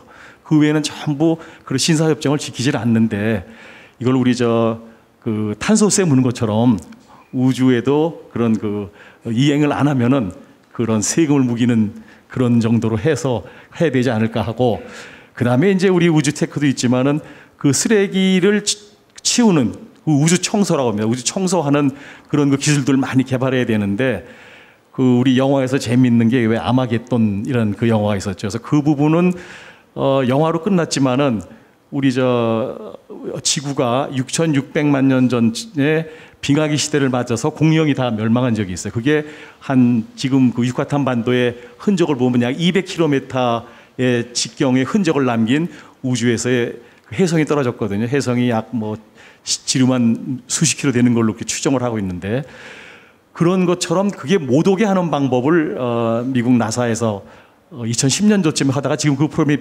폐지됐습니다. 그래서 그건 Asteroid Redirectional Mission. 그래서 그런 거를 이렇게 궤도를 움직이는 방법도 있고, 또 지금 우리 쓰레기 청소는 좀 아주 작은 물체들, 그래서 이제 수십 센치짜리나 1m 이하짜리 작은 물체들은 우리 인공위성이 쓰레기 청소 위성이 올라가서 로봇으로 땡겨서 지구 대기권으로 끌어들여가지고 태우는 방법, 그런 기술들도 같이 공동으로 개발해야 되고, 그 부분은 아마 그 연구소들도 물론 같이 개발하지만은 이거는 그 우주 쓰레기 정소는 우리 여기 우주로테크처럼 그런 기업들이 더 빨리 개발하고 있는 걸로 현재 추진되고 있는 걸로 알고 있습니다. 네, 감사합니다. 우주 쓰레기를 발생시키는 거에 대해서 강력한 제재 기준이 필요하다. 그리고 우주 쓰레기를 청소하는 기술이 필요하다고 하셨는데요. 이성문 대표님, 그 우주 쓰레기 청소하는 기술 개발하고 계신가요? 네, 열심히 하고 있습니다. 그 우주 쓰레기를 청소하는 방법은 크게 두 가지로 나뉠 수가 있습니다. 이제 쉽게 보자면 하나는 우주로 발사하기 전부터 스스로 폐기될 수 있는 그런 능력을 싣고 올라가는 방법이 있겠고요. 그런 걸 이제 저희는 임무 후 폐기라고 합니다. 그리고 또 다른 방법은 이미 우주 공간에 발사돼서 올라가 있는 궤도상에 있는 우주 물체를 붙잡고 떨어지는 방법이 있습니다. 이런 방법을 이제 능동 제거 기술이라고 하는데요. 두 가지 모두 산업계 내에서 활발히 개발이 되고 있지만 먼저 개발되고 있는 거는 지금 능동 제거 방식입니다. 왜냐하면은 이런 능동 제거 방식은 좀 더 연장선상으로 보자면은 어떤 국가 안보적인 측면 또는 군사적인 기술로 활용될 수 있는 가능성들이 있기 때문에 먼저 더 주목을 받고 기술들이 개발이 되고 있고요. 하지만 이런 뉴스페이스 시대에 더 위성의 크기가 작아지고 숫자는 많아지고 있는 시대에 이런 작은 상용 위성들조차도 또 다른 추가적인 위성을 발사해서 붙잡고 떨어진다는 것은 상업시장 내에서는 굉장히 어려운 일입니다. 그렇기 때문에 저희 같은 민간 기업들 입장에서는 위성이 스스로 폐기할 수 있는 그런 기동 능력을 가지고 앞으로 우주 개발을 하는 것이 필요하다고 생각이 됩니다. 네, 우주 쓰레기 처리 기술에 대한 현황과 함께 미래 발전 방안에 대해서도 굉장히 잘 말씀 주신 것 같습니다. 최원장 실장님, 마지막으로 한 말씀 부탁드릴게요. 네, 우주 쓰레기를 문제가 지금 현재 대비하는 방법에 대해서 많은 이제 지금 앞부분에서 후처리 방식이라든지 능동적인 제거 방식을 말씀을 해주셨는데, 실상으로는 당장의 효과가 거두기는 어렵습니다. 우리가 지구상에서도 많은 쓰레기 문제를 가지고 있고, 그 문제를 해결하는 방법들을 보시면 아시겠지만 사실 어떤 개인한테 플라스틱 사용 빈도를 줄이라든지 이런 것들이 원초적으로는 그 방법이 될 수 없는 것처럼, 사실은 우주 개발에 있어서 우주 쓰레기가 발생하는 거에 대한 문제는 필연적일 수밖에 없습니다. 그런데 이제 제가 대비하는 방법을 좀 제안을 하려고 하는 건, 우리가 어떤 자동차, 냉장고, 전자제품 뭐든 비행기도 마찬가지고요. 모든 어떤 제품들을 우리가 만들게 되면 우리는 반드시 그거에 대한 폐기에 대한 절차라든지 그리고 방법들에 대해서 고민을 하고 찾아 나갑니다. 그런데 현재까지는 우주에 발사한 많은 인공위성 발사체에 대해서는 그 논의가 시작이 안 됐었던 거죠. 이제 그 시작이 아까 말씀해 주셨던 그런 파편조정위원회를 통해서 25년 안에 떨어뜨려 보자, 또는 우리가 사용하지 않는 궤도로 그냥 보내버리자, 네, 그런 방안들이 논의가 되고 있는데요. 기본적으로는 어쨌든 인공위성을 만들 때, 저도 같은 동의하는 내용이죠. 만들 때 기본적으로는 우리가 그런 절차와 그리고 방법들에 대해서 고민한 인공위성을 발사하자가 사실 주장하는 바입니다. 왜냐하면 그래야지만 우주 개발이 어떤 그걸 우주 쓰레기 생성되는 걸 막는 거에 대해서 그렇기 때문에 우주 개발을 하지 말아야 된다가 아니라 그런 것들을 감안해서 우주 개발을 같이 하게 되면 우리가 좀 더 우주에 대한 이용도를 높일 수 있지 않을까. 그래서 대비 차원에서 증가 속도를 좀 늦추는 방향으로 가야 되지 않을까 이렇게 생각을 합니다. 네, 최현정 실장님 말씀 정말 감사드리고, 아까 이제 우주 쓰레기 발생은 필연적이지만 요거를 이제 처리하는 것들이 실질적으로 쉽지 않다. 그런데 아까도 힌트를 주셨다시피 국민들의 관심이 있고 이 시선이 이 우주 쓰레기 처리에 좀 가 있으면 그래도 영국의 산업계에서 좀 책임감 있게 하지 않을까라는 생각이 드는데요. 그 홍보 그 전문가로서 혹시 어떻게 하면은 국민들에게 좀 이런 부분을 잘 알릴 수 있을까요? 사실 뭐 이게 지상의 문제는 아닐 거다. 우리가 알고 있는 뭐 미세먼지나 뭐 이런 거만큼 심각하게 이 우주 쓰레기, 우주 물체에 대한 인식은 좀 낮을 거라는 판단이 듭니다. 근데 사실 저희가 일상생활에 우주 개발과 관련된 게 굉장히 밀접하게 관련이 돼 있잖아요. 바로 기상이라든가 통신이라든가 미세먼지 관측이라든가 가장 큰 거는 이제 내비게이터 같이 우리가 어느 위치를 찾아갈 때 이런 정보들이 전부 다 위성과 같은 우주 자산으로부터 이제 얻는 효과인데, 이런 것들이 우주 물체로부터 이제 뭔가 충돌이 나거나 이런 인프라들이 끊기게 되면 당장 일상 생활에 영향을 받을 거라고 저는 보고 있고요. 나아가서는 요즘에 이제 우주 경제, 우주 산업 얘기를 많이 하고 우주 산업이 미래의 먹거리다 뭐 이런 얘기를 많이 하는데, 워낙 이런 국가 사회 인프라나 이런 것들이 이제 우주 개발과 많이 밀접해 있다 보니까 우주 산업에도 영향을 받을 수 있다. 결국은 우리가 쏘아 올린 수많은 우주 물체와 쓰레기들로 인해서 우리가 우주로 점점 더 나가려고 하는 진출의 그 하늘의 공간이 막혀버릴 수도 있지 않겠나 하는 이제 인식을 좀 이제는 가져야 될 때가 아닌가 싶습니다. 우주 쓰레기는 우리 생활과도 밀접하게 관련이 있다는 것을 좀 인식을 시켜야 될 것 같다는 그런 의견으로 정리를 하겠습니다. 네, 마지막 세 번째 주제입니다. 최현정 실장님께서도 말씀하셨다시피 최근 우주 사업을 추진함에 있어서 국제 협력 또는 국가 간 협상도 매우 중요한 이슈가 되고 있는데요. 우리나라의 이 우주 개발 국제 협력의 수준, 그리고 이제 얼마나 좀 좋은 협상력을 가지고 있는지, 이거에 대해서 어떻게 생각하시는지 요 관련 전문가분들이 좀 의견을 들어보고 싶습니다. 네, 최원장 실장님부터 다시 순서를 반대로 저희들이 한번 마이크를 드리겠습니다. 네, 제가 마지막에 이제 급하게 좀 정리를 했는데요. 국제적인 협력을 하기 위해서는 독자적인 감시 기술이 기본이 되어야 되는데, 다행히 우리나라는 2014년에 이제 우주위험 대비 기본 계획이 세워지고 우리나라의 독자적인 감시 장비인 아울렛이라고 하는 전자광학 감시 네트워크가 생기면서 탐지는 못하지만 추적할 수 있는, 대신에 정밀하게 추적할 수 있는 감시 장비가 생기면서 국제 협력의 그 시작을 발을 정말 내디딜 수 있었습니다. 우리가 이제 감시 장비가 생김으로 인해서 전체적인 우주 감시 능력을 100이라고 보면 사실 한 5에서 10 정도로 저희가 보고 있는데요. 굉장히 낮죠. 그럼에도 불구하고 이 장비를 통해서 다른 나라로부터 이런 우주 감시에 대한 협력을 하자는 제안을 받기 시작을 했다는 게 굉장히 의미가 있습니다. 그래서 사실 어느 정도 수준인가를 이제 요청해서 들으면 뭐 인공위성이나 발사체 우리가 뭐 우주 개발 뭐 지금 10위권 또는 7위권 이렇게 얘기를 하는데, 사실 우주 감시가 거기에 준하느냐라고 하면 아직 굉장히 못 미치기 때문에 오늘 그래서 이 자리가 더욱 중요한 자리가 아닌가 싶습니다. 네, 플로어에 계신 분들의 응원과 관심이 더욱더 필요할 것 같습니다. 네, 이성문 대표님은 어떻게 보고 계세요? 네, 우리나라의 국제 협력 수준이나 정책적인 수준이나 이런 거에 관련해서는 다른 패널 분들께서 더 잘 알고 계실 거라고 생각이 됩니다만, 저희가 이제 활동을 하면서 우주 산업이라는 시장 자체가 국내에서만 한정되는 산업이 아니고 당연히 글로벌하게 저희가 돌아다녀야 되는 산업이기 때문에 만날 때마다 이제 이야기를 어쨌든 듣게 됩니다. 어떤 국가에 대한 그런 평을 듣게 되고 얼마나 이 나라의 기업들이 우주 실력이 있는지 이런 이야기를 많이 듣게 되는데 굉장히 긍정적인 이야기들이 많이 있습니다. 우리나라의 항공우주연구원이나 천문연을 다 많이들 알고들 있고 또 우리나라에서 지금 초소형 위성과 초소형 발사체를 개발하는 그런 기업들이 있는데 그런 기업들도 저희가 뭐 국제 포럼이나 엑스포에 참여를 할 때도 많이들 알고 있는 그런 현황을 봤을 때 뭐 국내 산업계에서는 최소한 굉장히 열심히 하고 있지 않나라고 생각이 됩니다.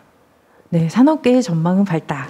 네, 그리고 이주심 원장님께서는 우주 관련해서 국제 무대에서도 굉장히 활발하게 활동하셨던 걸로 알고 있습니다. 원장님께서는 어떻게 보시고 계신지 궁금합니다. 우리나라 우주는 이제 정식으로 시작한 게 1990년대 중반쯤 되고요. 다른 우주 선진국들은 50년대 후반, 60년대 초반 해가지고 약 30년 정도나 40년 정도 뒤떨어졌거든요. 그런데도 지금 우리가 현재 우주 강국, 우주 7대국, 5대국, 6대국 이렇게 막 순위를 매길 정도로 기술이 굉장히 빨리 발전했어요. 그 근간은 뭐가 있냐면 우리나라의 정밀기계라든지 전자기술이든지 컴퓨터, 소프트웨어 이런 기술들이 굉장히 산업기술이 높기 때문에 그걸 기반으로 해서 우리나라의 우주기술도 그만큼 빨리 왔습니다. 거기에 더 중요한 거는 우리나라 사람들이 굉장히 습득력이 좋아서 그래서 옛날에 속담에 하나를 보면은 열을 안다는 게 우리나라만 있는 말이더라고요. 다른 나라에는 그런 이해를 못 하더라고요. 그만큼 굉장히 습득력이 빠르고 그다음에 우리 그 학구력 그래서 우리나라 국민의 80%가 대학을 가기 때문에 이런 그 학부적 그 백그라운드 굉장히 좋습니다. 그래서 우리가 미국하고 처음에 인공위성 할 때 미국 친구들이 우리를 이제 같이 그 공동 연구를 했는데 실제로 배운 거죠. 와서 한 2년 동안 같이 하더니 자기네가 더 이상 안 가르쳐도 혼자 잘하겠다 하는 정도로 우리의 능력을 인정을 했습니다.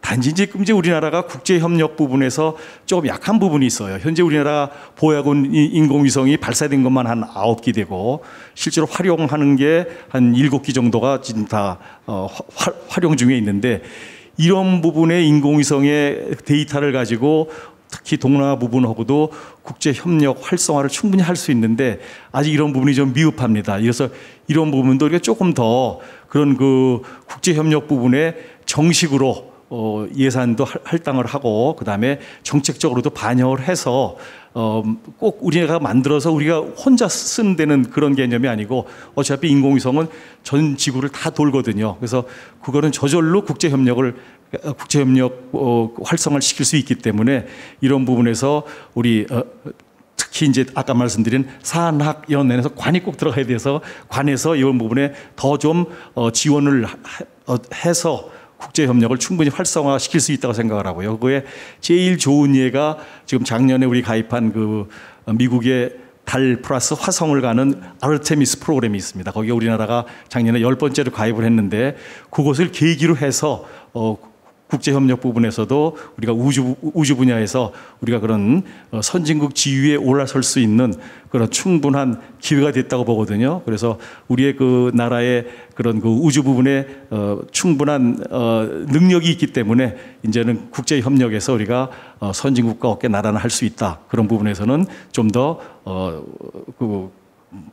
그다음에 똑같이 산학연 같이 힘을 합쳐 나가야 되겠다 하는 게 제가 계속 말씀드리고 있는 그런 부분입니다. 네, 감사합니다. 우리나라 기술 수준의 위상과 함께 국제협력의 현황 그리고 어떻게 하면 국제협력이 좀 더 활발해질 수 있을지 그런 진단까지 같이 함께 해주셔서 너무 감사드립니다. 네, 그러면은 이제는 현장 질문으로 한번 넘어가 보도록 하겠습니다. 오늘도 많은 분이 함께 해주셨는데요. 플로어에 계신 분들께 질문을 받겠습니다. 네, 질문 있으신 분들은 손을 들어주시면 되겠습니다. 아, 네, 벌써 저기 뒤편에 그 손을 들어주신 분이 계신데요. 네, 첫 번째 질의를 할 수 있게 해서 감사를 드리겠습니다. 오늘 발표하신 최은정 실장님께 질의를 해야 되지만 이 협력 분야에서 많은 분들이 하실 것 같아서 오늘 토론자로 나와주신 이주진 원장님께 한 가지 여쭤보겠습니다. 아까 앞서서 윤석열 정부의 우주 개발 관련된 비전을 잠깐 설명을 해주셨는데요. 우주 개발하면서 최근에 정치적 이슈로 나왔던 항공우주청 또는 우주항공청 관련해서 조직이 창설되면 현재 있는 항우연이나 천문연이나 이 역할 분담에 있어서 좀 더 논의가 필요할 거라고 생각합니다. 이런 흐름에서 원장님께서 보시기에 앞으로 우주 안보 측면에서 각 기관이 가져야 할 역할 분담은 이렇게 좀 정리면 됐으면 좋겠다라고 생각하고 있으시면 잠깐 말씀을 부탁드리겠습니다. 저는 ATN 뉴스의 이기종 국장입니다. 좀 범위를 벗어나는 것 같은데 저희가 이제 우리 능력은 그냥 충분히 있다고 그랬잖아요. 그래서 각 기관이 연구하는 분야 보면은 이제 거의 세계적으로 따라가고, 단지 우리가 조금 늦게, 다른 나라도 늦게 시작을 했기 때문에 그런 부분이 뒤지는 거죠. 능력은 충분히 있는데 아직 경험이 부족하다, 이런 게 이제 우리의 현실이고요. 특히 우리 이제 이 천문연, 항공우주연, 애트리, 그다음에 그 카이스트의 세트랙, 이런 부분을 다 보면은 각 분야에 자기 역할이 있습니다. 그래서 천문연 같은 경우는 지금 이런 우주 쓰레기를 비롯해서 우주 관측 부분에서 같이 그 인공위성 가지고 활용하는 부분에 충분한 역할을 하고 있고, 항우연은 그러한 그 기술 개발, 그다음에 미래 전략 정책 하는 부분에 충분한 그런 경험과 현재 실적을 쌓아왔고, 그다음에 우리 세트랙은 소형 위성 부분에서 이런 각 연구하고, 그다음에 학습, 그다음에 이제 그걸 같이 하는 그런 부분에서 다 자기의 그 분야가 거의 확정돼 있거든요.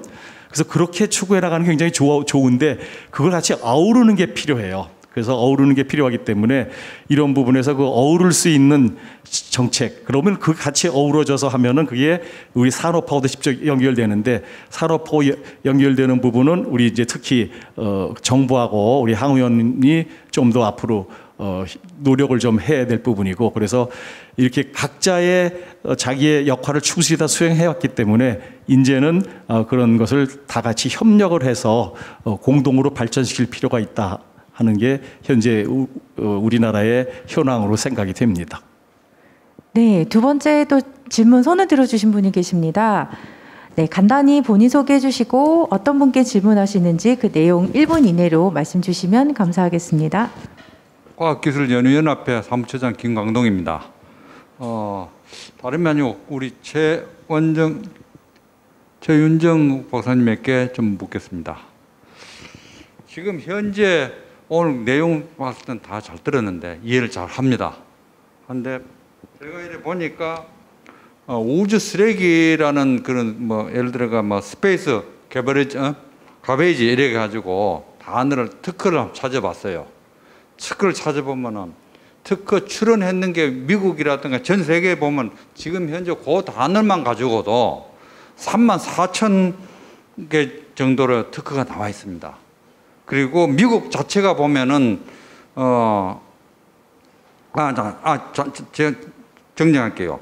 48,781개가 전체 특허고요. 그 중에 미국이 34,000 특허, 그리고 유럽이 3,760개 특허, 이런 식의 특허가 나와 있고요. 우리나라에도 보면 그 특허가 국내에서 한 270건이 나와 있습니다.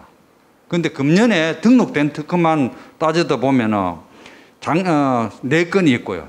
금년에. 그리고 작년 경우에도 20건이 등록되어 있습니다. 이 우주 쓰레기에 관련돼 가지고. 그런데 하나 아쉬운 거는 저희 천문연구원에서 우주 쓰레기를 갖고 오기나 쓰레기의 용도라든가 이런 건 없고, 그냥 포집한다든가 딴 데 날린다든가 이런 것만 자꾸 하고 감시하고 하는 이쪽에만 연구가 되어 있거든요. 그런데 거꾸로 보면은 기업이 참여를 한다는 건, 기업은 그냥 단순하게 무슨 이득이 없으면은 기업이 안 들어갑니다.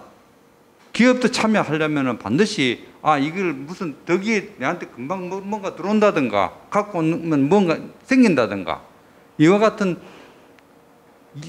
뭔가 있어야 참여가 하지 않습니까?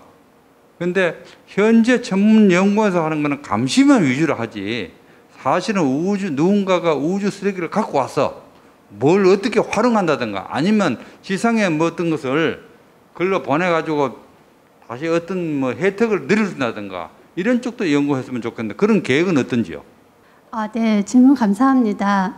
말씀해 주신 것처럼 지금 한국천문연구원에서는 우주 상황 인식 중에서도 감시 기술에 지금 특화가 되어 있습니다. 그러니까 감시를 먼저 한다는 건 어떤 의미냐면 우리가 우주 쓰레기를 포획을 하려고 해도 결국엔 그 우주 쓰레기가 어디에 있는지 어느 궤도로 가고 있는지 그 위험성은 어떤지를 알아야지만 거기에 가서 잡을 수가 있거든요. 현재의 우주 쓰레기 포획 기술은 기본적으로 자기가 쓰레기를 모사할 수 있는 물체를 싣고 올라가서 그 쓰레기를 잠시 자기 모체 위성에서 잠시 떨어뜨리고 알고 있는 위치에다 놓은 상태에서 다시 한번 잡아보는 그런 식의 실험용으로 많이 진행이 되고 있습니다. 그 얘기는 뭐냐면 내가 어디에 어떤 물체가 위험한지를 알지 못하는 상황에서는 사실 능동 우주 쓰레기 제거 기술은 활용하기가 어렵다는 거죠. 그래서 가장 기본이 되는 건 우주를 감시해서 그 물체가 어디에 있는지를 알아내는 거고 그게 기반이 되어야지만 그 다음 단계에서 우리가 어떤 것을 제거할 것인지 이 기술이 적용이 될 수 있을 것 같습니다. 그래서 아직까지는 그라운드 베이스드, 지상에서 우주를 바라보고 우주에 어떤 물체가 위험한지를 감시하는 거에 초점을 맞추고 있고요. 말씀하신 대로 그 감시 기술이 어느 정도에 올라와 있다면, 그라운드 베이스의 기술이 되어 있다면 지금 현재 미국이나 캐나다 같은 경우에는 스페이스 베이스드, 그러니까 우주로 나가서 우주를 감시하는 기술도 연구를 하고 있습니다. 그래서 그 단계로 진입을 할 수가 있을 것 같고요. 또 바로 진입할 수 있는 건 우리나라가 이제 우주 쪽에서는 인공위성 기술이 굉장히 확보가 잘 돼 있기 때문에 만약에 국제협력을 통해서 어떤 정말 전 지구적으로 위험이 되고 있는 우주 물체를 정말 포획하거나 또는 가서 실제로 다른 궤도로 조정을 해서 보내버리거나 이런 기술을 활용할 수 있는 인공위성을 개발하는 것으로 확대가 될 수 있을 것 같습니다. 근데 현재의 계획은 아직까지는 지상에 머물러 있다는 한계를 갖고 있고 말씀해 주신 것처럼 앞으로 충분히 확대가 되어야 된다고 저도 생각을 합니다. 그 우주 감시 시스템에 보면은 그 망원경이 광시야 망원경을 쓰고 있는 걸 알고 있는데 우리가 별이라든가 이런 걸 보면 협시야 망원경을 쓰지 않습니까? 그런데 광시야 망원경과 협시야 망원경 좁은 영역하고 넓은 영역하고 보면 범위가 틀려지고 그 크기도 달라지거든요. 근데 협시야 망원경 같이 겸용해서 쓰는 거는 계획하지 않습니까? 네. 말씀 잘 주셨는데요. 저희가 이제 전자광학 감시 네트워크라고 해서 아울렛이라고 하는 게 옵티컬 와이드 필드 패트롤 네트워크의 약자입니다. 그러니까 와이드 필드라고 하는 게 저희가 지상에서 우주를 바라볼 때 그 필드 오브 뷰라고 하는 그 감시 영역이 한 1도 바이 1도 정도 되는 영역인데요. 기본적으로 협시야로 하게 되면 인공우주 물체는 초속 7에서 8km 정도로 움직이기 때문에 만약에 한 2, 3초 정도 노출만 주게 되더라도 수십 킬로가 이동을 하게 됩니다. 그래서 사실 협시야로 하면은 좋지만 협시야로 한다는 건 어떤 의미냐면 그만큼 내가 알고 있는 정보가 정밀할 때만 협시야가 가능합니다. 그래서 제가 광학 다음에 레이저 시스템을 말씀드렸는데 레이저는 그야말로 레이저를 위성에다가 쏴서 실제로 위성에다가 맞춥니다. 그러려면 그 폭이 굉장히 정밀하게 예측이 되어야지만 레이저를 쏠 수 있거든요. 정말 레이저 총을 쏴서 맞추는 그런 시스템인데 그렇게 하려면 광학적으로 먼저 어느 정도의 정밀한 궤도력이 확보가 되어 있을 때 레이저를 발사가 가능한 거죠. 그러니까 만약에 광시야로 먼저 확보가 된 영역이 없다고 하면 레이저도 쓸 수가 없다는 얘기가 됩니다. 그래서 우선은 광시야 영역이 먼저 필요하고요. 기본적으로는 그리고 광시야보다도 또 먼저 되어야 되는 건 정말 미지의 공간에서, 그러니까 지금 어떤 미지의 물체든지 지금 전체적인 영역을 놓고 봤을 때 어떤 물체가 지나가는지를 찾아내는 탐지의 기술이 선행이 되어야 된다. 그러면 이제 그거는 광학적인 광학 망원경이 아니라 이제 레이더 기술이 필요하다. 이렇게 좀 도달할 수가 있습니다. 그래서 이게 이제 전체적인 흐름인데요. 우주 개발에 있어서 조금 말씀을 좀 부연 설명을 드리면, 우리가 스푸트니크 1호가 발사되는 시점에 실제로 러시아는 이 레이더 기술과 광학 감시 기술이 같이 사용이 됐습니다. 그러니까 스푸트니크가 올라가서 그게 제 궤도에 갔는지를 보려면 결국에 뭔가를 관측을 해서 찾아내야 되는데, 당시에 아마추어 천문학자들도 다 망원경을 놓고 보고 있었고요. 그 다음에 이제 레이더로 해서 스페이스 트랙이라고 하는, 이제 스페이스 미니 트랙이라고 하는 그 프로젝트를 통해서 레이더로 관측하는 기술도 되어 있었는데, 이제 우리나라 같은 경우에는 이 감시 기술이 없는 상태에서 인공위성을 발사하다 보니까 이 감시 기술에 대한 의존도가 해외에, 특히 미국에 전적으로 의존이 되어 있는 상태인 거죠. 그게 지금의 현황입니다. 네, 그래서 말씀해 주셨듯이 광시야 그리고 협시야 또는 이제 전체적인 전청 감시가 같이 이루어져야 된다가 이제 저희가 계속 주장하는 거고, 그런 기술이 좀 필요하다라고 저희가 이제 정부를 설득하고 있습니다. 네.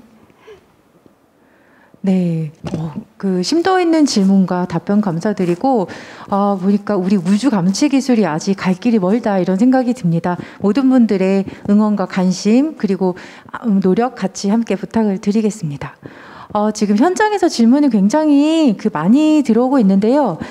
시간상 저희들이 다음 질문으로 넘어가 봐야 될 것 같습니다. 혹시 한 분 정도 저희들이 현장 질문을 더 받고 그 다음에 이제 사전 질문으로 넘어가 볼 수 있도록 하겠습니다. 코이타의 전문위원 이기환입니다. 최 실장님한테 먼저 질문을 좀 드리겠습니다.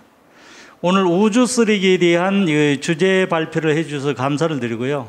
새로운 이런 그 이슈에 대해서 발표해 주셔서 감사를 드립니다. 제 질문 내용은, 현재 보면 우주에 25,000개라고 지금 소개를 해줬는데 떠돌아다니는 그 물체가, 그 중에 자유낙하하는 그 비율은 몇 개가 되는지, 그 다음에 새로 쏘아 올리는 물체는 그 중에 몇 %를 차지하고 있는지, 그에 대한 답변을 좀 해주시고요. 현재 국제적으로 보면 미중러에 대한 우주 발사체가 제일 많은 걸로 알고 있고, 거기에 대한 국제 협력이 없이는 이 해결이 절대 안 되는 거라고 알고 있거든요. 그런데 현재 기술 협력이라는 게 자국의 기술 보호 때문에 안 되고 있는 걸로 알고 있습니다. 거기에 대한 조정 역할을 할 수 있는 것이 우리 우주 도약국으로서 우리나라의 위치가 그 중에 조정을 할 수 있는 가장 중요한 위치라고 생각을 하거든요. 그래서 거기에 대한 대책이나 앞으로의 향후 계획은 어떻게 하고 있는지, 그 다음에 우리나라의 컨트롤 타워가 굉장히 중요하다고 생각하는데 그에 대한 앞으로의 계획은 어떻게 하고 있는지를 묻고 싶습니다. 이상입니다. 네, 질문 감사드립니다. 이제 크게 세 가지를 질문을 해주셨는데, 우선 첫 번째는 이제 제가 발제에서도 말씀을 드렸지만, 전체적으로 한 25,000여 개가 지금 관측 기술로 발견해서 추적을 하고 있는 개수입니다. 그러니까 그 개수는 기본적으로 지상에서 레이더나 광학 시스템을 통해서 관측할 수 있는 물체인데요. 보통 이제 저궤도라고 하는 고도가 한 1000km 이내에 한 10cm급, 보통 야구공 크기 정도라고 하고요. 이 야구공 정도의 크기는 지금 전 세계에, 특히 이제 미국이 갖고 있는 스페이스 펜스 레이더 같은 경우에 레이더로 관측할 수 있는 것이고, 그래서 그게 한 25,000여 개가 이제 추적이 되고 있고요. 그 중에서 이제 자유낙하, 그러니까 자연적으로 아까처럼 코스모스 1408처럼 파편들이 떨어지고 있는 개수는 지금 현재 매달 한 100여 개 정도가 이제 계속 떨어지고 있고, 과거에는 사실 연간 한 400여 개 정도 됐었습니다. 그러니까 한 2018년 이전까지만 해도요. 근데 이제 발사되는 것도 많아지고 파편도 많이 생기다 보니까 지금은 매달 한 100여 개 정도가 떨어지고 있는 것으로 파악이 되고 있고요. 그리고 이제 실제 운영하고 있는 인공위성이 전체적인 25,000여 개 중에서 한 20% 정도 되니까 그러면 한 5,000여 개 정도라고 말씀을 드릴 수가 있겠죠. 이게 이렇게 갑자기 증가한 것은 아까 말씀드렸듯이 스페이스X의 이제 스타링크 위성이라든지 또 영국의 원앱이라고 해서 이런 군집 위성을 이루는 인공위성들이 한 번에 많이 발사되고 있습니다.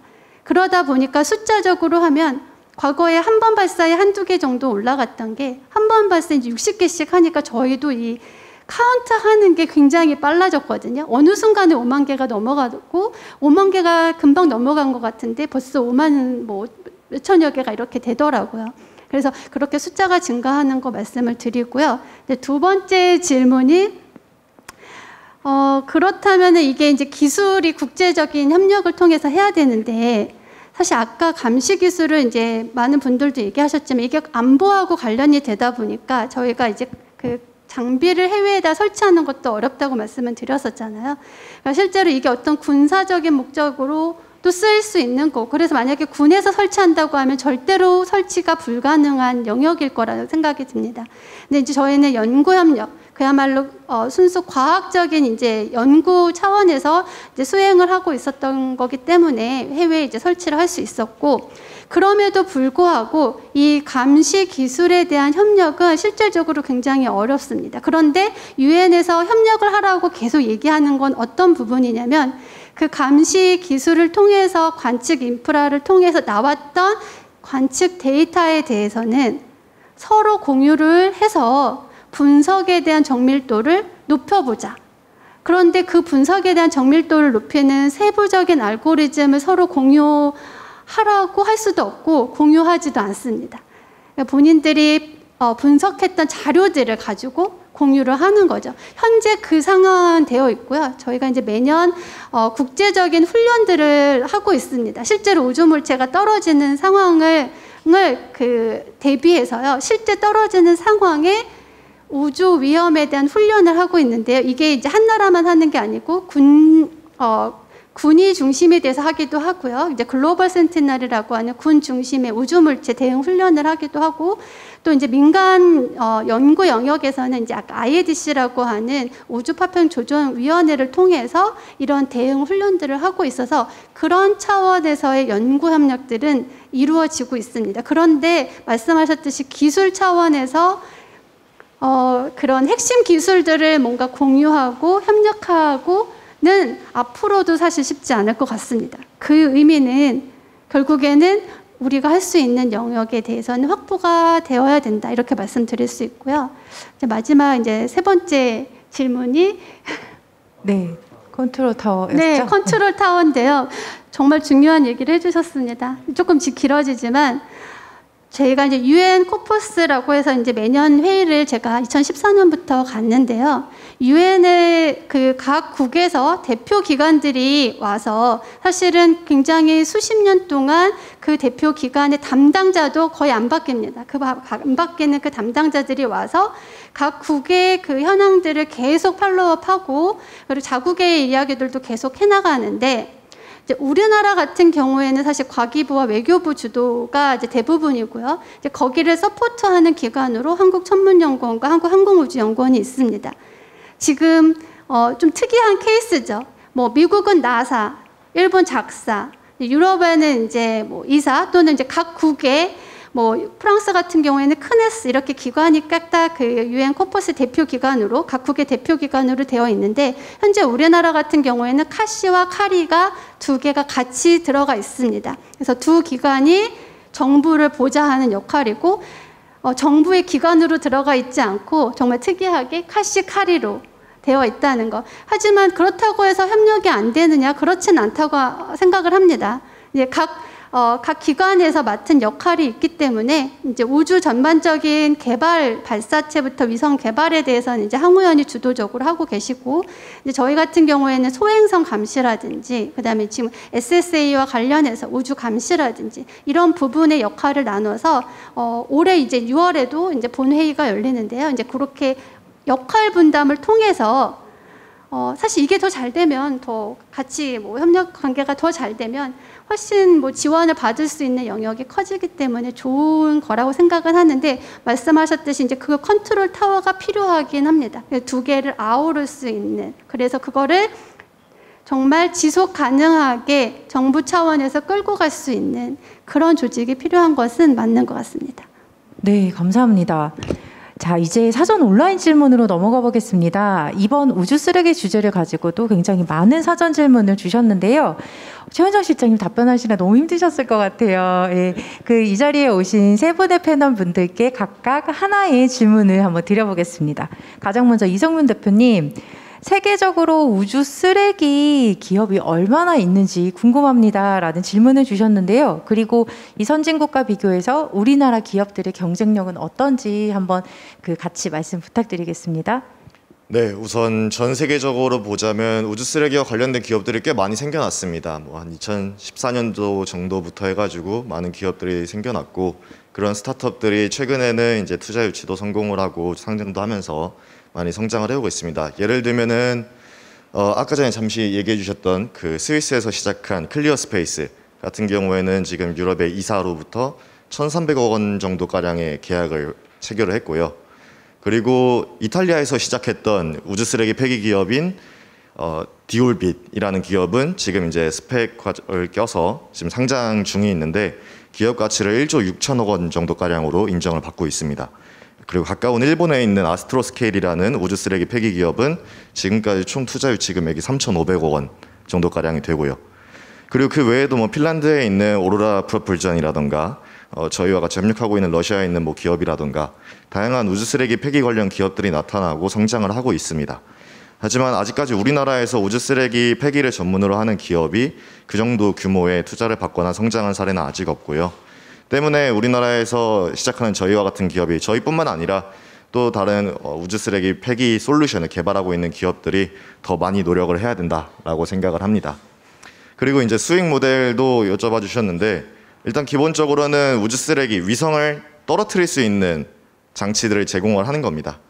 그리고 단지 떨어뜨리는 것뿐만 아니라 우주 공간에서 우주 물체들 간의 충돌이 예상되는 시점을 파악을 하고 그런 파악이 되는 시점에 충돌 회피 기능까지 같이 제공할 수 있는 것이 저는 민간 시장에서 가장 중요한 포인트가 될 것이다라고 생각을 하고요. 왜냐하면은 우주 쓰레기 자체를 떨어뜨린다는 어떤 공익적인 목적만으로는 민간 시장 내에서 쉽게 비용을 지불하지는 않을 것이라고 저희도 생각을 하고 있습니다. 때문에 오히려 즉각적인 충돌 회피 기능이 가능한 그런 솔루션들이 시장 내에서 필요할 것이라고 생각을 합니다. 아, 네. 쓰레기 처리뿐만이 아니라 쓰레기가 되지 않도록 방지하는 그런 기술이 훨씬 더 가치 있는 기술로 인정받을 거다라는 그런 말씀이셨던 것 같아요. 감사합니다. 두 번째 이주진 원장님께 질문 드리겠습니다. 예. 아까 항우연이 우주 쓰레기를 만드는 기관이다라는 말씀을 하셨는데 혹시 인공위성 연구하셨던 연구자 입장에서 이런 우주 쓰레기에 대한 입장이 어떠신지 궁금합니다라는 질문이 있었고요. 그리고 조금 전에 이런 위험을 최소화하기 위한 방안들 굉장히 많이 말씀해 주셨는데 다시 한 번 더 원로과학자로서 좋은 아이디어와 그리고 이제 향후에 저희들이 나가야 할 방향에 대해서 한번 말씀 부탁드리겠습니다. 네, 저희가 이제 인공위성 처음 발사한 게 1999년 말에 아리랑 1호를 발사를 했는데 발사하고 조금 지나니까 이제 미국 그 방위사령부에서 인공위성 회피 기술을 회피해야 된다고 얘기하더라고요. 그래서 뭐냐 그랬더니 이게 그 회피의 대상의 하나가 그 태양 흑점 활동. 그래서 그 굉장히 흑점 활동이 강할 때는 자기장이 세게 오기 때문에 전자 회로가 망가지니까 일단 첫 번째 파워를 끄세요 해요. 그거 하나 하고 두 번째는 그런 그 파편들이 접근할 수 있기 때문에 그거를 접근하기 예를 들어서 5분 전, 10분 전에 알 수 있기 때문에 그때 급히 회피할 수 있는 그런 준비를 해야 됩니다.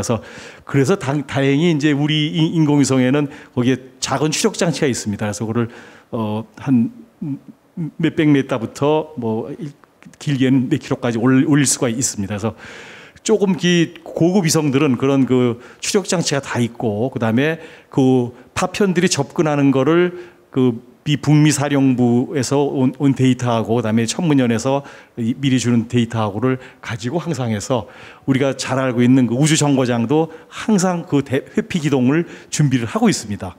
그래서 그것은 이제 우리가 이제 스스로 인공위성을 만드는 사람들이 그것까지 계산을 하고 다 만들어야 되고, 또 하나는 혹시 그런 파편이 날아서 부딪히더라도 아주 크게 부딪히는 거에 할 수 없이 안 되지만은 작은 거는 일부 회로가 고장 날 수 있거든요. 그래서 회로를 설계할 때 보통 2중 내지 3중 회로를 설계를 해서 작은 그런 손상이 생겨도 위성은 계속 자기 임무를 다할 수 있도록 하는 그런 자기의 그 방어 능력을 갖고 있어야 되고요. 그리고는 이제 지금 그런 최소화하기 위해서는 아까 말씀드린 그런 일부러 인공위성을 공격을 해서 파괴한다든지 그런 군사적인 목적으로 해서 남의 위성을 파괴한다든지 그런 거를 강력히 제재를 해야 되는데, 그 강력히 제재하는 방법이 아직은 별로 없습니다. 그렇죠. 그죠? 계속 신사적인 협정에 의해서 하도록 되어 있는데, 그런 부분도 UN 코푸스 아까 말씀드린 우주 파편 조정위원회 이런 데도 강력한 그런 권한을 부여를 할 수 있는 방법을 찾아야 될 것 같고요. 우선은 우리 서로 우리의 우방 국가들이 서로 먼저 시범을 보여서 그런 이게 우주를 서로 안전하게 지킬 수 있고, 그래서 사실은 어느까지 있냐면은 스페이스 트랜스포테이션 매니지먼트에서 STM이라는 그런 조약까지는 아니지만은 그런 서로의 협약 내지는 그런 것도 막 만들고 있거든요. 그래서 그게 다 서로 부딪히지 않게, 아까 우리 코스모스하고 이리디움이 부딪힌 예가 있었는데 그렇지 않도록 서로 궤도 조정을 하고 이런 것들 다 하도록 되어 있습니다. 근데 그런 것들을 좀 더 그런 국제 기구들의 권한을 강화시키는 방법을 같이 국제 협력으로 서로 찾아야 된다고 봅니다. 네, 감사합니다. 항우연에서도 우리 인공위성이 우주 쓰레기가 되지 않도록 방지하고 그리고 대비하는 그런 기술들을 독자적으로 개발을 하는 노력을 하고 계신 것 같습니다. 네, 마지막으로 이규수 홍보부장님, 영화 그래비티에 보면 허블 망원경을 수리하기 위해서 우주 공간에 있던 주인공이 인공위성의 잔해물에 부딪히면서 우주 미아가 되는 장면이 나오는데요. 저도 굉장히 흥미진진하게 그 장면을 봤는데, 혹시 실제로도 그런 일이 발생을 했었는지, 이거에 대한 보도라든지 이런 국제적인 어떤 뉴스가 있었는지도 궁금합니다. 저는 흥미진진하다기보다는 굉장히 파괴적이었다라고 느꼈는데요. 어마무시했다, 이 장면이. 물론 CG로 처리한 거지만 그렇게 느꼈는데요.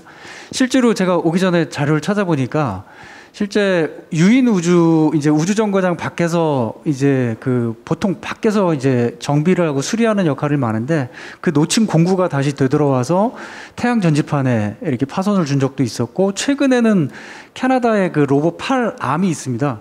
그게 파손이 됐다는 뉴스가 나온 적이 있는데요. 아까 원장님도 말씀드렸지만은 우주 정거장도 우주 물체가 올 때 회피 기동을 하는데 한 30번 정도 했다라는 제가 자료를 봤어요. 저희도 위성이 아까 원장님 말씀하신 대로 위성의 어떤 우주 물체와 충돌이 난다 그러면은 저희는 아마 1000분의 1 확률이 된다 그러면 일단 회피 기동을 하는 거로 알고 있거든요. 그래서 실제로 이게 확률로 따질 문제는 아니지만 충분히 일어날 수 있는 문제고, 일어난다 그러면 굉장히 파괴적이다. 근데 아이러니하게도 아까 러시아도 위성 요격을 했지만 중국도 요격을 했거든요. 근데 최근에 검색을 제가 하다 보니까 중국이 유인 우주선을 쏘면서 다른 나라 국가들한테 조심해달라, 이런 얘기를 한 걸 보고 이거 좀 굉장히 좀 해프닝스러운 일도 있었다. 근데 충분히 가능성이 높은 일이다라고 저는 판단하고 있습니다. 아직까지는 우주 미아가 되는 사건은 없지만, 그렇죠? 위성들이 좀 손상이 되는 일들이 있고 앞으로는 이런 일이 일어날 수도 있다. 네, 이런 말씀이었던 것 같습니다. 네, 아쉽지만 약속한 시간이 다 되었습니다. 참여해주신 발제자 및 패널분들께 오늘 프로그램에 참여해주신 소감 또는 마무리 멘트 한 번씩 부탁드릴게요. 이거는 최은정 실장님부터 제가 부탁을 드리겠습니다. 네, 우선은 우리나라의 우주 개발 기술이 굉장히 높아지고 있고, 아까 우주개발국 7위권 이렇게 얘기를 하셨는데요. 그런 측면에서 오늘 제가 이런 우주 쓰레기 위험에 대한 얘기를 나눌 수 있다는 것 자체만으로도 우리의 인식 수준이 굉장히 높아졌다, 이렇게 저는 생각이 들고, 그런 의미에서 굉장히 뜻깊었습니다. 우선은 이런 인식을 같이 나눌 수 있는 것만으로도 앞으로 우리나라가 우주 감시 기술뿐만 아니라 이렇게 기업이라든지 이제 다른 연구기관이라든지 이런 연구에 대한 내용들도 같이 정말 융합적으로 고민하고 솔루션을 찾아 나갈 수 있지 않을까 그런 생각이 들어서 굉장히 뜻깊고 오늘 제 발제를 잘 경청해 주셔서 너무 감사드립니다. 네, 감사합니다. 이성문 대표님. 네, 우선 최근 많이 느끼는 게 정말 우주 개발 분야에 대한 인식이 많이 바뀌고 있다는 게 느껴집니다. 꼭 오늘 같은 자리에서도 이렇게 우주 쓰레기라는 주제로 벌써 2시간 정도가량 이야기를 나눌 수 있었고, 제가 이제 지난주에 또 학술대회를 다녀왔는데 학술대회 세션 중에 한 세션에서 한 80% 정도는 우주 쓰레기에 대한 언급이 나오고 있습니다. 민간에서도 물론 관심을 많이 가지고 계시고 군에서도 관심을 많이 계시고 연구원에서도 많이들 연구를 하고 계시고요. 저는 이런 움직임이 이제 시작이라고 생각을 합니다. 앞으로 더욱더 많은 인공위성들을 우리나라에서 쏘아 올릴 것이고 더 많은 인공위성들이 외국에서 발사가 될 것이기 때문에 이런 우주 쓰레기에 대한 고민과 어떻게 해결해 나갈지 이런 방향을 논의하는 것 자체가 앞으로 생겨날 수 있는 이런 우주 쓰레기 관련 산업이나 어떤 현상들을 예방할 수 있는, 준비할 수 있는 좋은 시작이라고 생각을 합니다. 네, 감사합니다. 네, 고맙습니다. 이주진 원장님.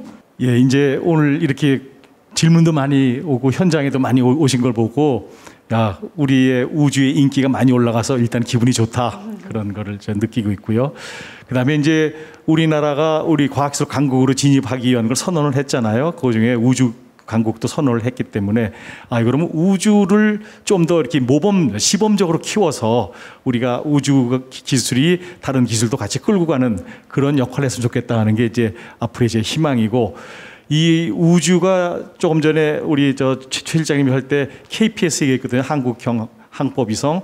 한국 항법위성이 시간은 길게 2035년까지 계획으로 되어 있지만은 그게 활용은 좀 엄청나거든요. 그래서 우리가 지금 하고 있는 그 자율주행하고 그다음에 나르는 택시, 그래서 우리가 얘기하는 도심 교통 항공, 그래서 이거를 우리가 UAM, urban 에어 모빌리티로 해서 하는데, 그런 그 전체 그 교통을 할 때 인공위성의 그 정확한 GPS 기술이 없으면 안 되거든요. 그래서 이제 앞으로 미래 생활은 우주 기술하고 우리하고 직결되는 그런 그 시대가 오게 됩니다. 그래서 우리가 요런 그런 우주에 관련되는 이런 그 각종 모임들을 통해서 우리의 그 전체 사고 방식하고 그다음에 정부의 정책 방식도 좀 미래를 향한 쪽으로 바뀌었으면 좋겠다. 그래서 그거를 중심으로 다시 한번 같이 우리 협력을 해서 우리나라를 좀 더 정식 선진국으로 끌고 가는 기회가 되면 좋겠다는 그런 바람입니다. 예, 감사합니다. 네, 감사합니다. 마지막으로 이규수 부장님. 네, 우주 개발을 하는 만큼 책임도 크다라는 생각을 오늘 최 박사님 발표를 통해서 듣게 됐고요. 이제 시작이지만은 이게 우리 실생활뿐만 아니라 국제사회에 또 새로운 이런 질서가 만들어지면은 미래 국가 이익과도 관련되어 있는 문제이기 때문에 우리가 이제 등한시하거나 소외시하지 말고 이런 연구들이 좀 더 발전이 돼서 우리가 국제 무대에서도 큰 역할을 할 수 있는 계기가 되었으면 하는 바람을 가져봅니다. 네, 감사합니다. 모든 분들 그 말씀 감사드리고 플로어에 계신 분들도 정말 오랜 시간 정말 수고하셨습니다. 의미 있는 내용으로 발제해 주신 최현정 실장님, 그리고 패널 분들, 그리고 참여해 주신 모든 분들께 다시 한번 감사드립니다. 다음 프로그램은 예, 박수 감사합니다. 네. 네. 다음 프로그램은 6월 29일 수요일 같은 시간 같은 장소에서 한국전자통신연구원의 박성수 단장님 모시고 양자 컴퓨팅 꿈에서 현실로라는 주제로 찾아뵙겠습니다. 포럼의 하이라이트 영상은 국가과학기술인력개발원 공식 유튜브 채널 연구자 TV에서 다시 보실 수 있습니다. 좋아요, 구독 꼭 눌러주시고요. 그리고 2022년 과학자 소통 포럼 2번째 회차 마무리 지으면서 저희 간단한 디너박스 준비되어 있습니다. 나가실 때 받아가시고 포럼의 발전을 위해서 자리에 놓아드린 설문지 작성 꼭 부탁을 드리겠습니다. 다시 한번 감사드립니다.